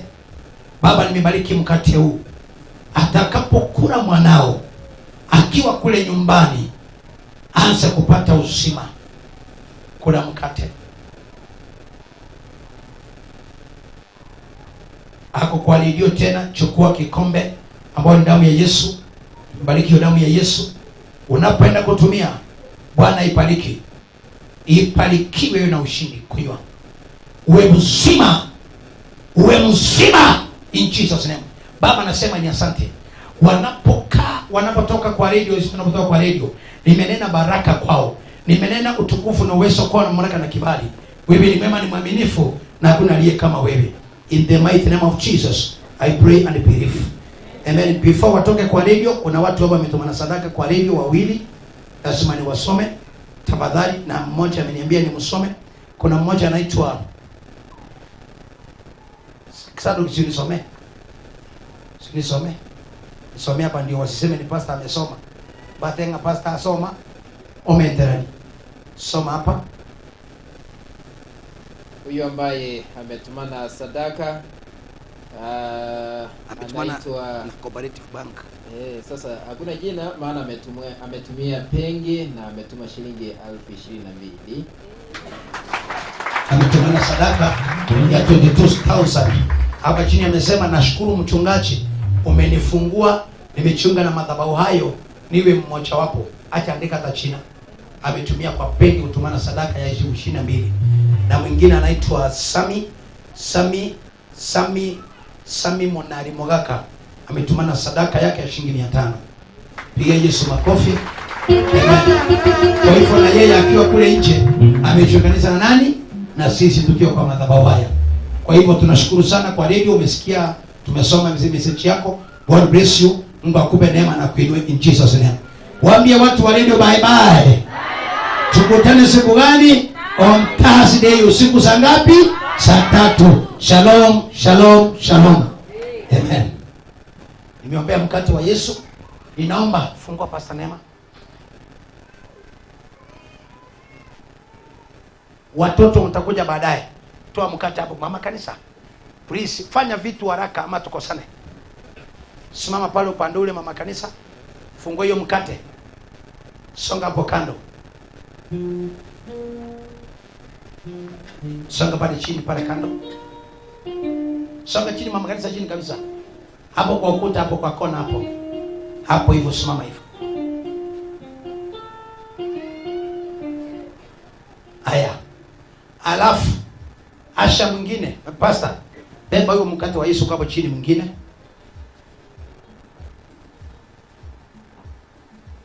Beba hiyo mkate wa Yesu hiyo. Pastor, simama hapa kando hapa. Asha toka hapo katikati. Wali mama inaongaida. Mnakucha mnachukua kikombe, mnarudi pale. Wali bagaida. Mnakucha mnachukua kikombe, unaenda hivi. Mkate uko pale. Imebarikiwa. Tufanye haraka kwa ajili ya masaa. Asha, nilikwambia bebe hii kikombe usimame pale. Mama, kwa mama ngine kwa tena. Kurati kwa mwingine. Toka na utaratibu. Iga. Asha beba hii. Enda kule kando na mama kanisa. Wacha kuniangalia. Beba moja. Hivyo. Enda pale kando pale. Nataka upeane wakiwa hivyo, anatoa mama kanisa anapenda mkate. Mama kanisa wafuate. Wabuati iga. Unakurusiga kwa mugati higo. Inuna bateru kumwa kama mkombele mumetoa na eba kole mtu. Unapitia hapa nje, msilete conjection hapo. Hai baba. Higo, mnapitia kwenda hapa nje hivi. Hata kama hujabatizwa, hata kama ulisaliwa jana, kula mwili wa Yesu. Asha mwingine akuja hapa.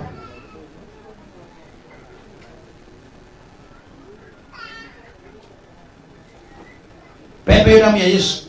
Peana kule. Mama kanisa tunakosana sasa hivi. Fanya kazi haraka. Enda kule kutoka nyuma hilo. Wapewe tu wataletewa mkate. Peana. Pastor. Pepa chukua damu ya Yesu, mkate unaletewa. Enda hivyo kwa laini ndio tufanye haraka. Kama wametoa wote enda hiyo laini ya next hivyo. Hivyo. Mama ruhusu wangu babangu mkela stay hot. Mkate mnaletewa. Mkate mtaletewa. Beba isi haraka haraka.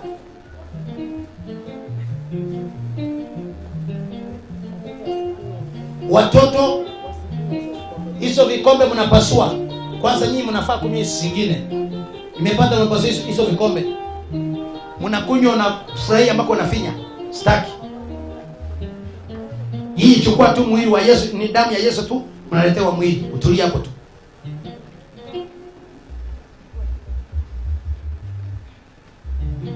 Asa yuko wapi hata sasa vikombe vingine? Leonida, ukanasema ika kuno mwako mko tu.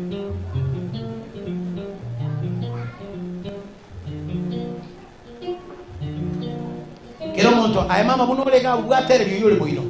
Mukikia bwele liyole moino. Iko. Chukua ile vikombe, weka hiyo damu ya Yesu ingine haraka.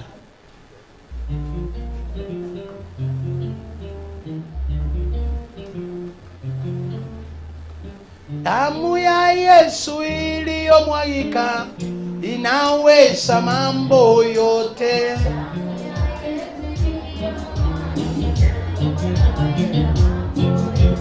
Damu, leta vikombe haraka. Iliyomwagika inaweza mambo yote. Kwa rugango. Vikombe ni vyote. Damu ya Yesu iliyomwagika inaweza mambo yote.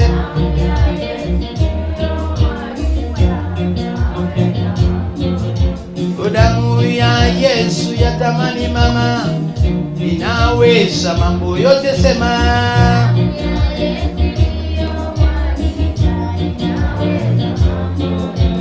damu ya Yesu yenye ukombozi inaweza mambo yote.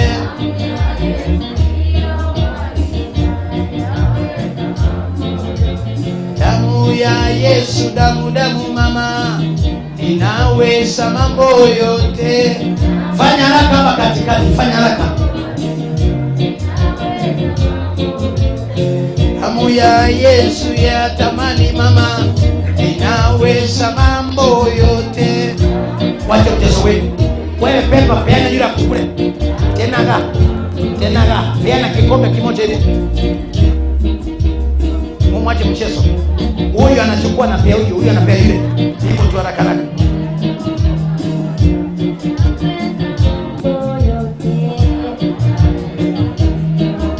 Na usikuje mpaka niwaambie.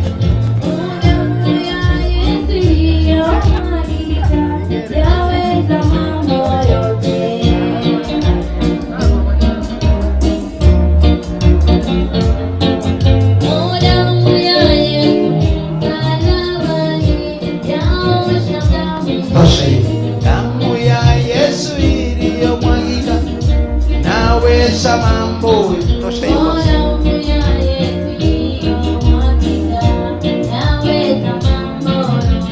Damu ya Yesu iliyomwagika inaweza mambo. Aliwema kumtala nyona njo.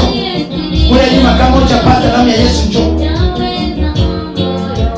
Damu ya Yesu iliyomwagika inaweza mambo. Fanya haraka kule nyuma. Haujapata njoo. Damu ya Yesu iliyomwagika inaweza mambo yote.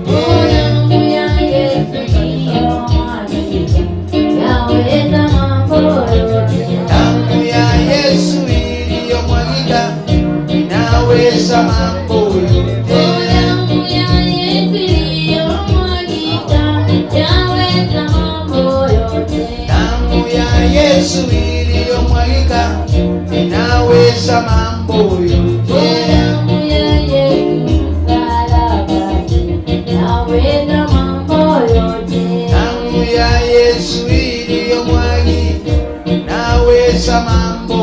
Fanya haraka.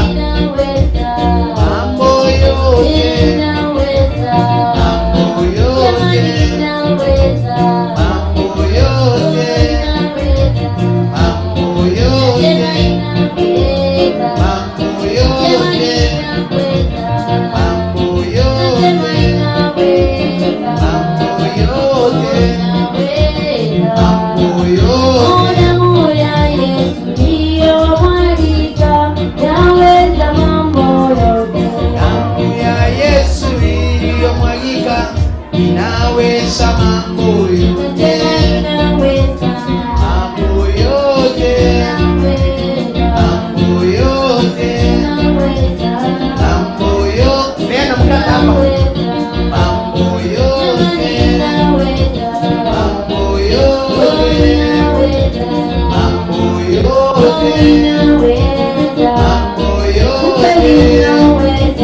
Mambo yote.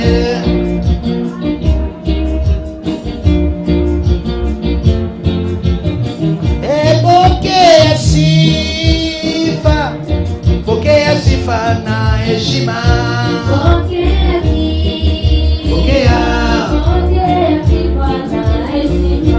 Pokea sifa Mungu wetu, pokea sifa na heshima.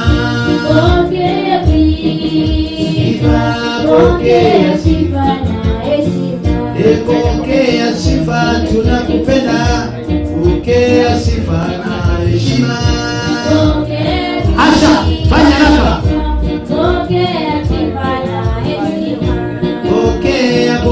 Pokea sifa. Pokea sifa na heshima. Kama umeweza rudisha hapa. Rudisha hapa sile vitu haraka mabakuli hizo. Hizo tulesa damu ya Yesu rudisha hapa. Vijana saidia na hii meza. Ile tu hapa kando.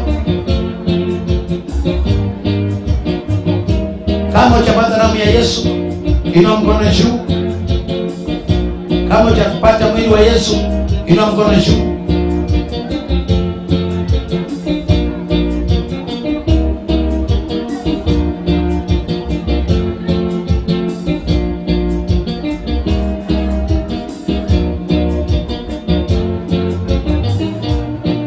Unaye nakuja. Nani hajapata mwili wa Yesu? Aina mkono juu apewe. Nani hajapata damu ya Yesu? Kila mtu amepata. Ibe Biblia Kiswahili. Rudisha hapa. Tafadhali watoto wakae watulie.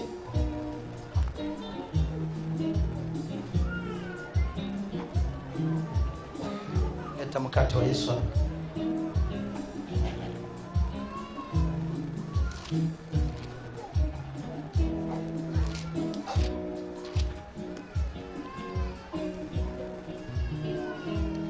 Watoto wanyamaze.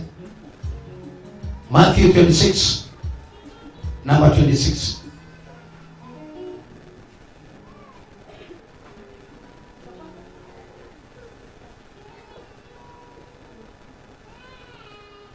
Sitaki kusumbuliwa. Matthew 26 number 26. Walipokuwa wanakula, Yesu akachukua mkate, akashukuru, akaumega na kuwapa wanafunzi wake, akisema, twaeni mle, huu ndio mwili wangu. Inua mwili wa Yesu juu. Kila mtu inua juu kabisa, funga macho yako. Baba, nabariki mwili huu. Wanapoenda kutumia wanao, kila mmoja, wengine ni wagonjwa, wengine hawana afya nzuri, wengine wamekataliwa kila mahali, lakini watakapotumia mwili huu, naomba neema na kibali ikae maishani mwao. In the mighty name of Jesus, I pray and believe. Kuna mwili wa Yesu umefunga macho yako.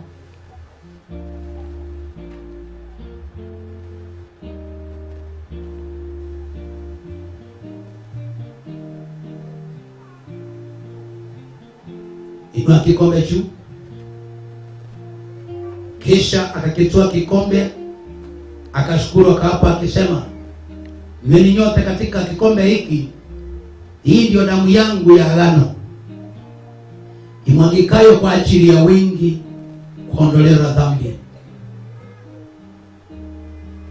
Lakini nawaambieni, tangu sasa sitakunywa tena katika uzao huu wa mzabibu hadi siku ile nitakapokunywa mpya pamoja nanyi katika ufalme wa Baba yangu. Walipokwisha kuimba wimbo, akatoa wakaenda mlimani wa Mizeituni. Baba, nabariki kikombe hichi. Wengine wakitoka wakikunywa, waende kwa baraka, waende kwa ushindi. Wengine waende Yesu milimani wakaone baraka zao. Kila atakayekunywa, nimeweka nguvu ya Mungu inacho kabisa. Nimeweka neema ya Mungu ndani. Hiyo si divai tu, bali ni damu ya Yesu. Nimeibariki kwa jina la Baba na Mwana na Roho Mtakatifu. Kunywa damu ya Yesu.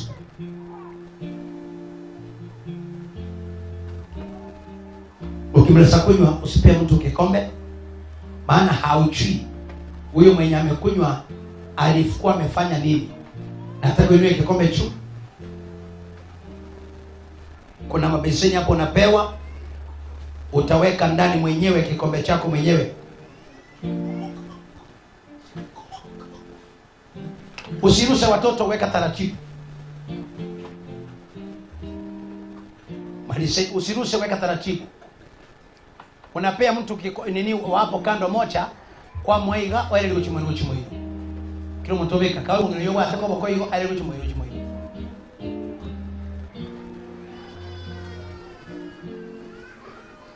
Oh, eli wamtumainio Bwana, wamtumainio Bwana, eli wamtumainio atabata. Oh, eli wamtumainio, sema oh, eli wamtumainio atabata. Oh, eli wamtumainio Bwana, sema kuna moto nenega ya moto aiga moto tena ibiro kwa chimwino ama yo chimwino. Eli wamtumainio Bwana, sema wamtumainio Bwana, heri wamtumainio Bwana, atapata baraka. Eli wamtumainio Bwana, wamtumainio Bwana, heri wamtumainio Bwana, atapata baraka. Bwana nini wewe kwangu, fanya haraka, toa vitu kufanya deliverance mara moja.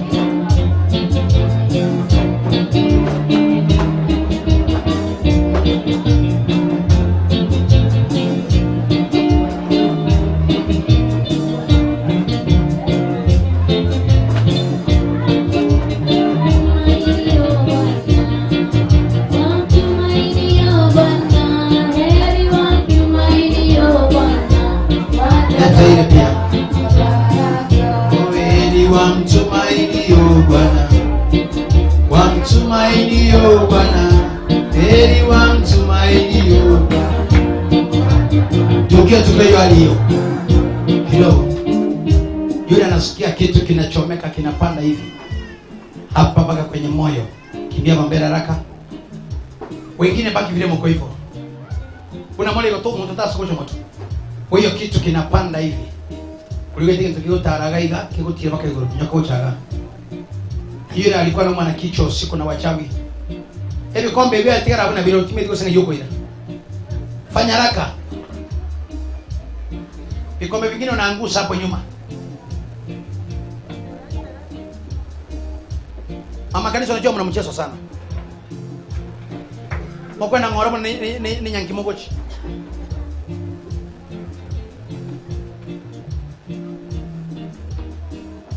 Huyo mtu wa kichwa simama hapa. Kuna mwingine mgonga hapo, umechoka kwa mapega. Acha mchezo uko nao hapo. Umechoka mapega hata kiasi ya kwamba huwezi kuinuka juu vizuri. Tena ngochaga. Wengine msonge mbele, mko sawa.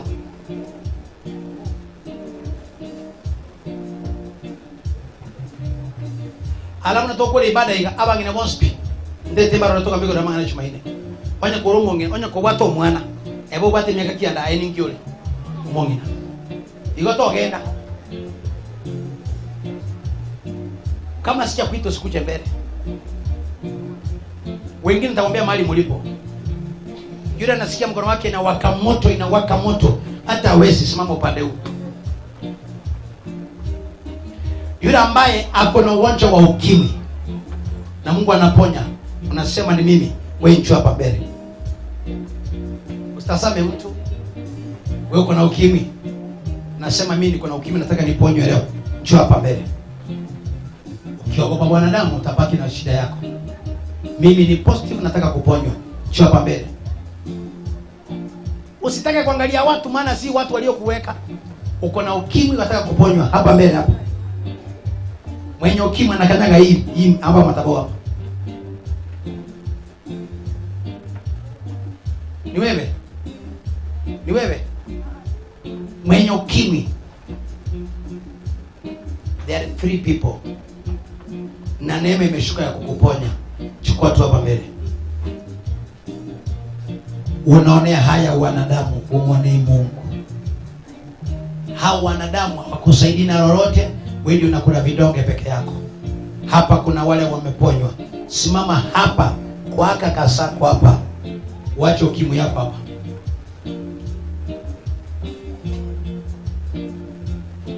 Usinifuata kwa nyumba. Pastor, unajua ilikuwa ni mimi niliona aibu. Vile unaona ya Mungu aibu hapa, umuonee mpaka kwangu usikuje. Nimepeana hiyo neema. Niko positive, nataka kuponywa. Njoo hapa. Njoo hapa. Ama njoo hapa. Siogope. Simama hapa. Bado watu wawili. Simama hapa. Bado watu wawili. I'm telling you. Itakuwa faida yako, si yangu. Bado watu wawili. Ni positive. Simama hapa. Bado mtu mmoja. Na wataacha magonjwa yao hapa leo.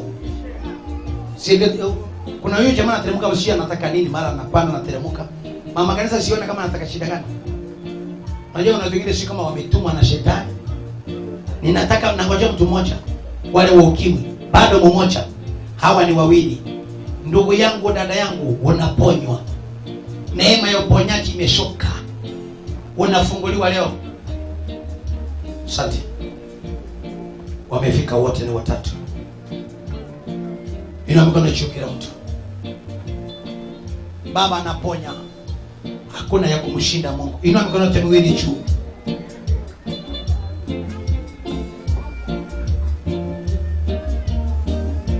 Nachunga na juu. Nafunga macho yako. Wewe ni Baba. Wewe ni Baba yangu. Wewe ni Baba. Yesu anaponya, anaponya. Wewe ni Baba yangu. Jehova Shama ninakuabudu. Wewe ni Baba yangu, Baba. Wewe ni Baba. Kila mtu afunge macho yake. Wewe ni Baba. Wewe mama funga macho yako. Wewe ni Baba nakupenda. Wewe ni Baba yangu. Wewe ni Baba. Jesus. Wewe ni Baba yangu. Neema yako Yesu inatupenda. Wewe ni Baba yangu, Baba. Wewe ni Baba. Wewe ni Baba yangu. Yesu wangu, fungua watu wako Yesu. Wewe ni Baba yangu, Baba. Wewe ni Baba. Yesu anangoja wewe. Wewe ni Baba. Fungua moyo tu. Neema ya Bwana inatosha, inatosha. Wewe ni Baba yangu. Wewe ni Baba. Neema ya Bwana. Yes. Hiyo neema ya Mungu yanze kutawala. Damu ya Yesu iliyokunywa yanze kutawala. Yanze kutawala. Mapepo mahali yalikalia. Chochote walichoweka. Power, power, power, power. Kidogo kiboto. Hii hewa yote nimefunika kwa damu ya Yesu kila mahali. Kuna upepo unaingia wa Mungu ndani hapa wa kutoa ukimwi, korona na magonjwa yote. Hata kifua kikuu. Hii hewa nimepulisha na hewa ya Mungu. Kila mtu pulisha hewa ndani mara ya kwanza. Wengine watatapika vitu mtaona tu. Pulisha hewa ndani mara ya pili. imeweka neema na kibali, utukufu. Mara ya 3 vuta hewa ndani. Naanza kununua vitu kuvika. Mara ya 7 kuna mtu hapa, wengine wanalipuka. Vuta hewa ndani. Mara ya 4 nimeachilia moto, naachilia moto. Vile viko ndani hapo nyuma nisaidia paso. Vile viko ndani, mama anakombolewa, peleka hapa mbele. Vuta hewa ndani. Mara ya 5.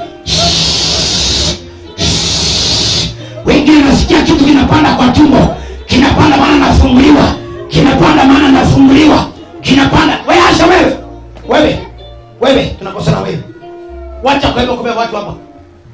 Futa hewa ndani mara ya 5. Futa kabisa. Futa kabisa. Kabisa. Kule nyuma kuna moto unakuja. Kuna tanga inakuja. Ndio hiyo. Yesu anang'oa yote. Wewe mama funga macho yako wewe. Wewe funga macho yako. In the name of Jesus. Futa hewa ndani mara ya 6. Futa kabisa ndani mara ya 6. Yes, funguliwa. Funguliwa. Funguliwa. Funguliwa. Funguliwa. Nasema funguliwa. Funguliwa. Funguliwa. Pokea hiyo. Pokea hiyo. Touch. Funguliwa, funguliwa. Funguliwa, funguliwa. Kila walichoweka. I say power. I say power. Nasema mamlaka. Nasema kibali. Nasema uwezo. Pokea hiyo. Pokea hiyo. Pokea hiyo. Peleka kule juu. Huko juu. Basta. Nani hao watu? Weka hapa chini. Hapo juu leta hapa. Lete wao watu walete hapa. Walete hapa karibu hapa. Hapa basta ngangana hapa. Hapa. Sitaki maasha wote. In the name of Jesus. Yes. I think that. Shake that. La. Asha. Touch. Asha. Touch. Peleka mtu mbele. Wale unifuata. Touch.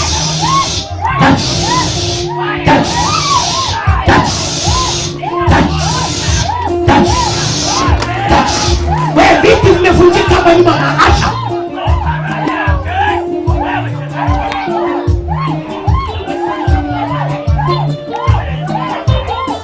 Kama chako. Pokea. Funguliwa. Yes. Touch. Endo saidia kule nyuma. Touch.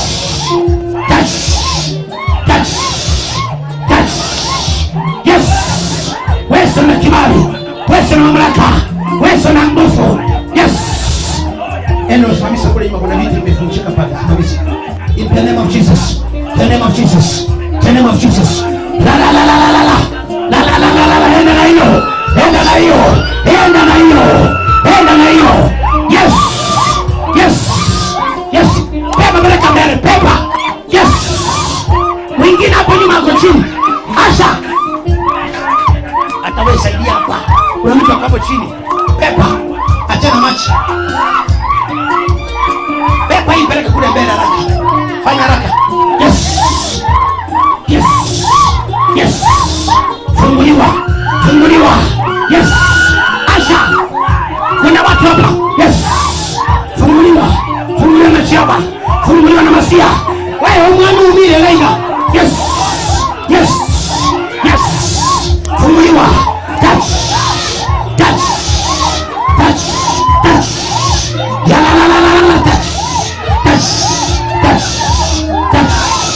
Funguliwa. Touch.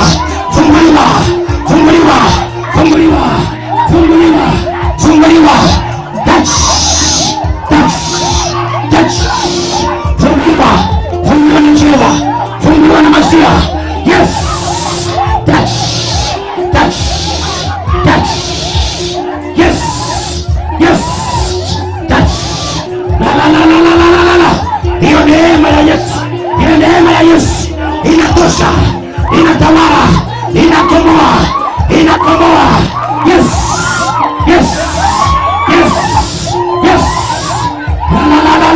La. Hiyo neema ya Yesu. Asha msaidia hapa. Hiyo neema ya Yesu inatosha. Yes.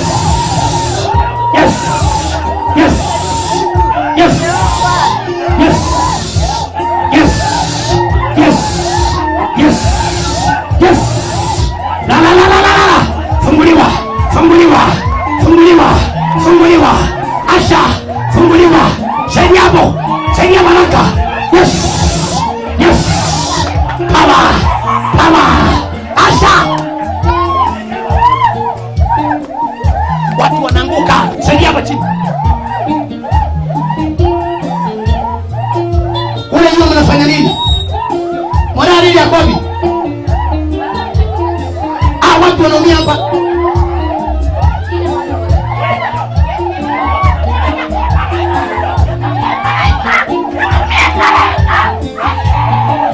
kule juu kabisa. Juu kabisa. Saidia na hapo juu. Saidia na huko juu toka hapo. Yes. Yes. Nafungua maisha yenu. Yes. Funguliwa. In the name of Jesus. Roho ya ukimwi. Leo ninakukausa. Leo ninakukausa. May the Lord take you. Aguse moyo wako. Aguse moyo wako. Aguse moyo wako. Aguse moyo wako. Aguse moyo wako. Aguse moyo wako. Aguse moyo wako. Aguse moyo wako. Familia yako ikombolewe. Yes. Yes. Asha. Unaona? Paka mama mwingine hapa ameumia. Kuna mama, kuna mtoto hapa ameumia.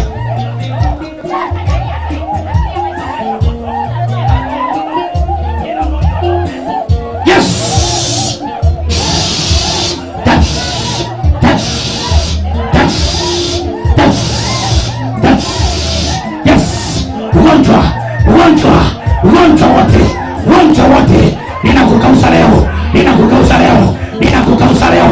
Yes, shika mtoto. Yes, peleka. Si hata wewe usaidie kubeba.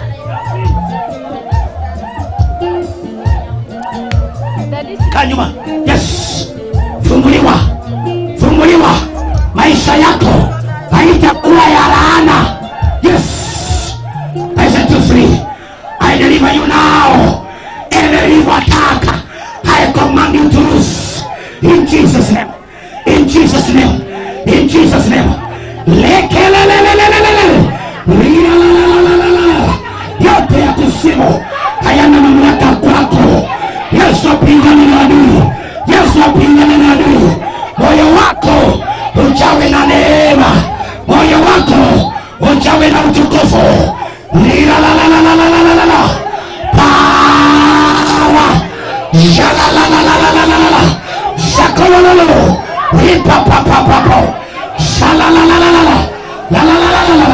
Jesus, touch.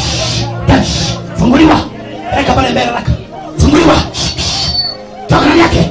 Toka ndani yake. Yote ya kuzimu achiliwe. Songa nyuma. Songa nyuma. Songa nyuma. Songa nyuma. Songa nyuma huko.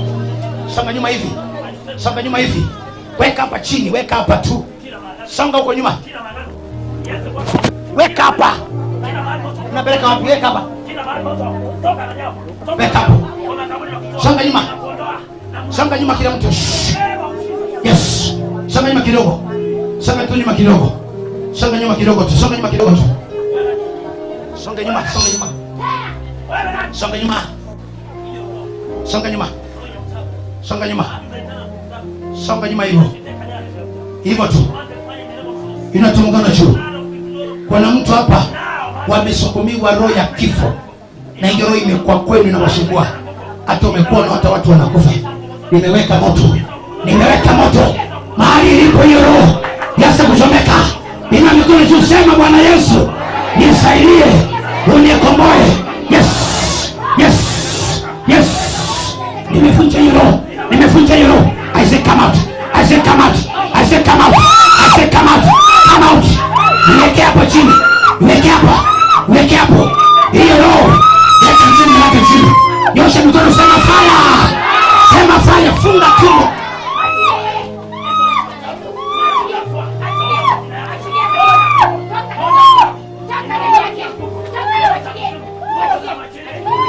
Basta toka hapo, kuna nini unafanya?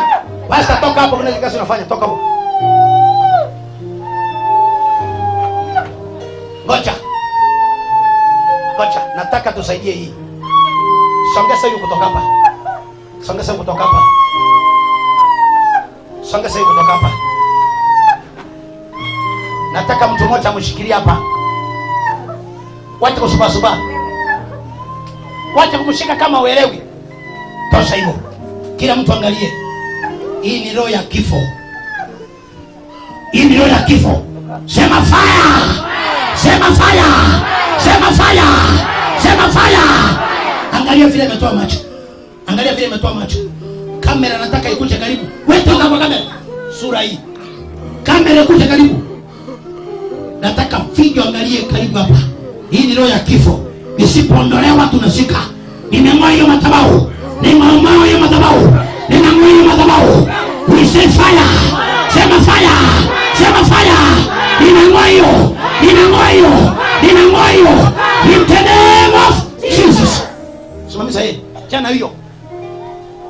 nakwambia ufanye usifanye.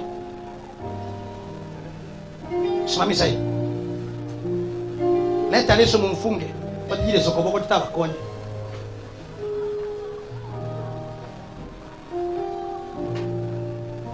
Mugeo usiangalia hapa. Pastor night meeting na kitu akora huduma se kanisa yao. Ndio kualika muhiro turacha akora sabira bantu. Nyosha mkono kwa huyu msichana wangu. Chochote walichopanda kwake, hiyo madhabahu haina uhai tena. Ninakukomboa na roho ya mauti. Roho ya kifo itoke kwako. I set you free. Tunamfungua na kwa huru. In Jesus name. Piga Yesu makofi. Peleka hapo hivi. Tunakucha kwa hii. Leso siko wapi? Wa mama.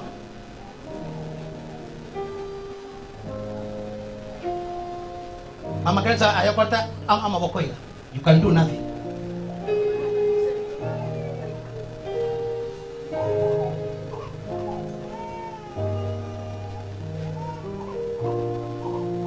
Funga vizuri ama ni kwa chapa. Wengine hapa wanakuroga hali yangu ya kule. Kwa hiyo mtara sisi pako potige kweli alisa liko. Omba chere kana sisi. Nyosha mkono hapa. Sema Bwana Yesu. Pigana na hii roho. Kila mtu anyoshe mkono hapa. Tunang'oa hiyo misisi na mali walimuweka. Yote madhabahu ya kuzimu tunatoa ndani ya huyu dada. Tunatoa ndani yake. Tunatoa ndani yake. Tunatoa ndani yake. We set her free. We set her. Huyo mweka hapo pia. Wote wanakombolewa mara moja. Weka hapa kando. Beba vizuri.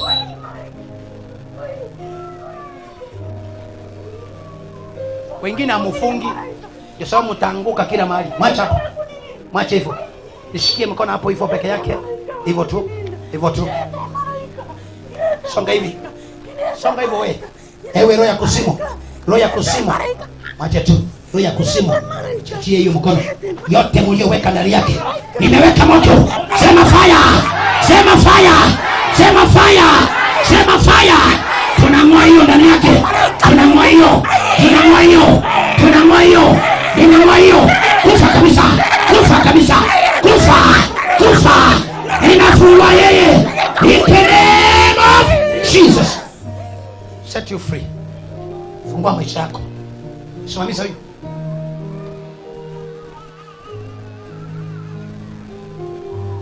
Fanya haraka. Mtoto wa shule huyu. Yule mtoto wa shule alitopiwa majini, anakufa kifafa, anaishiwa na nguvu akielewe. Habari? How do you feel now? Uko sawa? Uko sawa? Sipige Yesu makofi jamani. Hautakufa. Tuko na Mungu. On Tuesday, Wednesday and Thursday tunafungua mbingu. Njoo tufungue mbingu yako. One on one. Tutasikani watu. Ni vile masaa imeenda. Tutasikani watu. Kanisa yetu ni kubwa. Ndio nimepanga siku 3. Tutakusikani. Hata kile chakula ulikula tutakwambia. Nyosha mkono kwa mtoto. Tunatoa huyu mtoto kuzimu. Kwenye mapepo mahali walimuweka. Kila roho ya attack tunapigana nayo. Inamkomboa na mkomboa mpaka na akili yake. I set her free in the name of Jesus. Simamisha. Nyamaza vile mko hivyo kila mtu. Inua mkono juu. Sema Bwana Yesu. Kila devil worshiper na nguvu zake tunasikamata. Inua tu mkono juu mahali ulipo. Na unyamaze. Kila mtu mmoja mko hivyo. Tunakamata roho ya devil worshiping hapa. Inua tu mkono juu, funga macho yako. Hii roho nimeachilia moto mahali popote ilipo. I say catch fire. Hiyo. Kuna ingine iko. There are 3 people. Wametumana wanatumia kama merchant. Nyinyi maasha mko hapa ni useless. Mtu anaanguka mpaka anaumia na nyinyi itinyasha mko. At the end of the day mna demand ni walipe. Ni walipe. Wengine hapa mnacheka. Ndio sababu hata vipawa vingine Mungu anawanyang'anya. Mtapaki hivyo tu. viongozi wa kanisa hakuna kupanda cheo, maana amwezi mkawa makini na ile huduma ya Mungu iko ndani yako. Na mkono juu. Asha, lazima uwe macho. Napigana na hiyo ya devil worship. Iko kwa mtoto mdogo. Catch fire. Mahali ulipo. Ipige duru haraka. Nikifika 3 umeisha. I kill you now. Mahali ulipo roho ya devil worship. Na kukamata. Mara ya kwanza na kukamata. Ya pili na kukamata. Naweka moto mahali ulipo. Nishiwa na nguvu. Nishiwa na nguvu. I say catch fire. I say catch fire.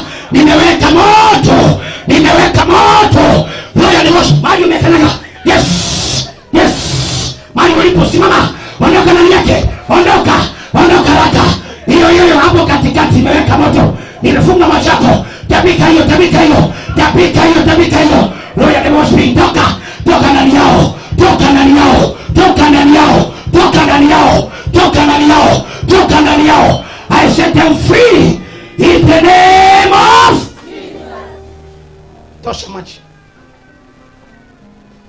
Na mkono juu, pokea baraka yako. Pokea baraka yako na ushindi. Pokea mamlaka yako.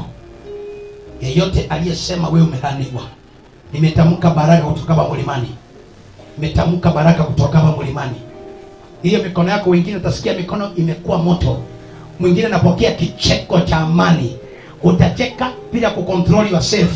Hiyo ni baraka. Pokea hiyo. Pokea hiyo, pokea hiyo. Pokea hiyo baraka yako, pokea. Pokea aliye Qurani. Hiyo baraka yako, pokea baraka. Pokea hiyo baraka. Ibebe mwingine miguu yako inachomeka. Inachomeka hata huwezi kusimama. Hiyo ni baraka. Ni baraka ya Mungu. Nimesema niniondoa laana. Pokea baraka. Pokea baraka. Pokea baraka. Kuna mtu hapo katikati anapokea yake. Ndio. Kuna mwingine anapokea. Kuna mwingine anaanza kucheka. Kicheko cha furaha ambaye haiwezi, haina mwisho. Maana Yesu anafungua. Hiyo kicheko inakuja. Hauwezi kuicontrol. Hiyo ni ya Mungu mwenyewe. Hiyo ni ya Mungu mwenyewe. Hauwezi kuicontrol. Iko na furaha na baraka. Hiyo kicheko ya Mungu ikae kwako. Hiyo haiwezi kuondolewa na mtu.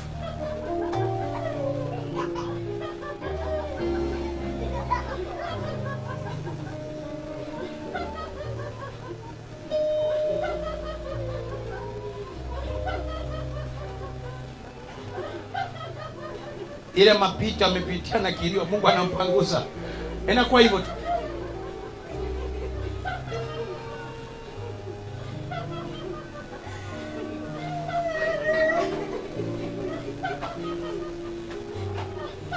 Ninafunja kila madhabahu yote walioinua kwako. Kila roho walioinua kwako haina uwezo. Panda mlimani. Wachawi wako wote ni watia confusion. Fanya mikono yako hivi. Sema napokea nguvu. Napokea nguvu. Pokea nguvu hiyo. Nikisema fire natuma kwenda kwenu. Mara ya kwanza sema fire. Ya pili sema fire. Ya tatu sema fire. Ya nne sema fire. Ya tano sema fire. Sema fire, fire, fire, fire, fire. Nimeweka hiyo. Nimeweka hiyo kwenu. Wengine pokea hivyo. Pokea hivyo, pokea, pokea. Pokea, funguliwa. Funguliwa, funguliwa. Adui yako akutane na Mungu. Adui yako akutane na Mungu. Aliyosema utabarikiwa. Leo baraka ya Mungu. Tunafungua huyu na kila madhabahu yote ya kuzimu. Uchawi waliomtumia. Unaona? Sasa nimeona mtu ni chibia satia kwa mwa ogoziwa. Si Mungu amfungue kabisa. Afunguliwa atoe vyote. Uchawi waliotumia kufunga mikono asipate chochote, akigusa kinafungika. Leo tunamfungua. We set her free. Hiyo neno mtawale milele in the name of Jesus. Thank you. Kuna mtu anasema moyoni mwangu, nataka pastor nitolea watu hapa, watu wamefunguliwa. Hawa watu wamefunguliwa. Wainue juu. Kuna mtu anasema pastor, kuna kipawa nimetamani. Wengine hawa watu hapa wamefunguliwa. Wengine hawa nyuma hapa Fini. Wengine hao wako baba nyuma watoe wote. Huyu ametapika vitu hapa, leta kitu mpanguse. Asha.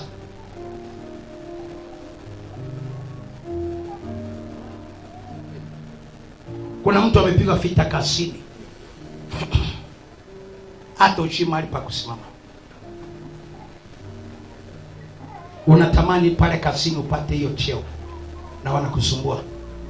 I need these 10 people ambao watasimamia kipindi ya leo ya TV na ya radio. You just come with 300 shillings ama shilingi 500.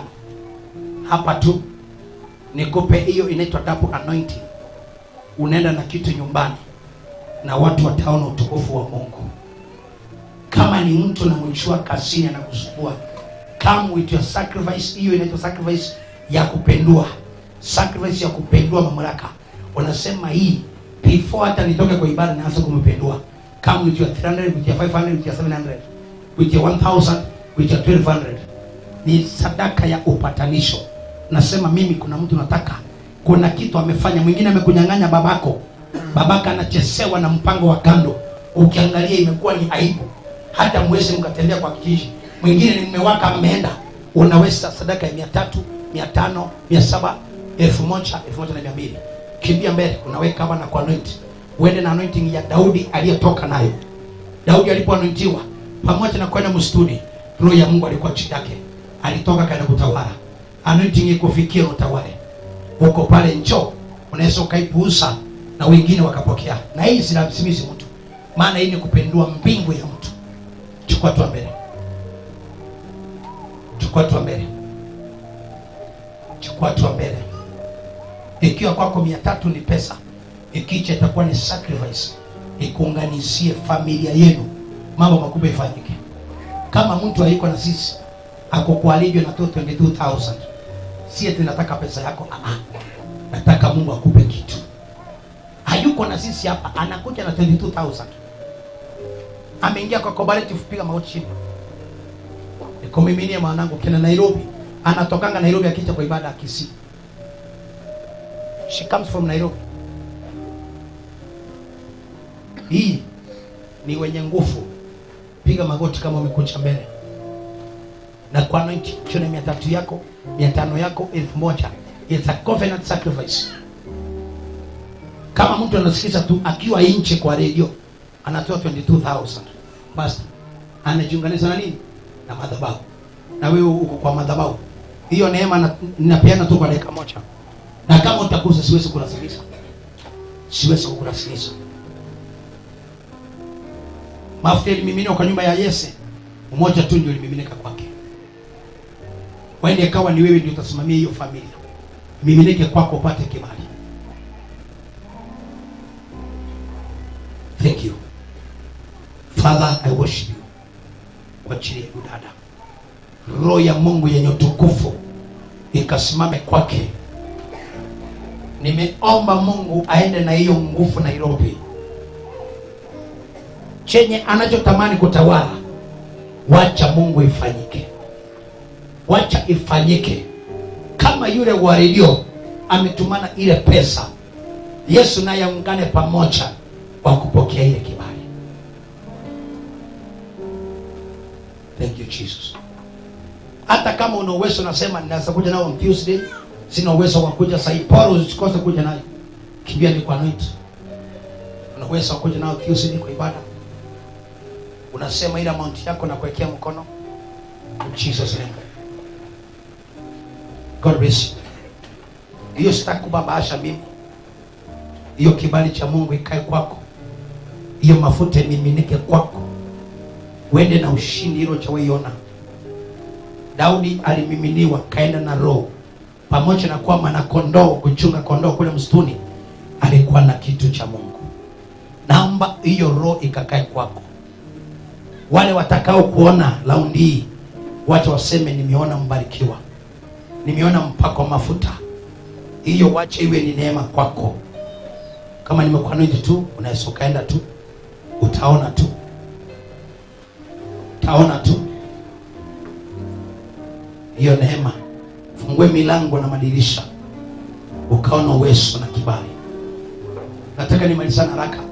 Tufunge ibada. watu wakimbie manyumbani. Kama umekuweka hapo tuchukua madhabahu. Jesus. In Jesus name.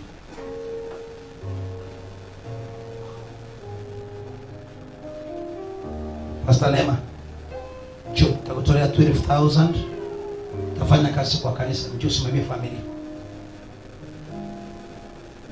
Mtu anaweza leta hapa mbele mweka kwa madhabahu. Kama kwa madhabahu. If somebody can give 22,000. And na hiyo pako. Mami piga magoti. Tamtolea 12,000. Itakuwa sacrifice ya kanisa. Ifanye kitu kwa madhabahu. Isimamie familia yenu na nyumba yenu. Kuna mtu amebakia? Kama hakuna, tumalizane. Na mkono juu na kubariki tunapenda nyumbani. Baba, kwa jina la Yesu bariki wanao. Wanapotoka wakende nyumbani, Yesu wabariki. Peana ushindi na amani na kibali mamlaka ili wakuone.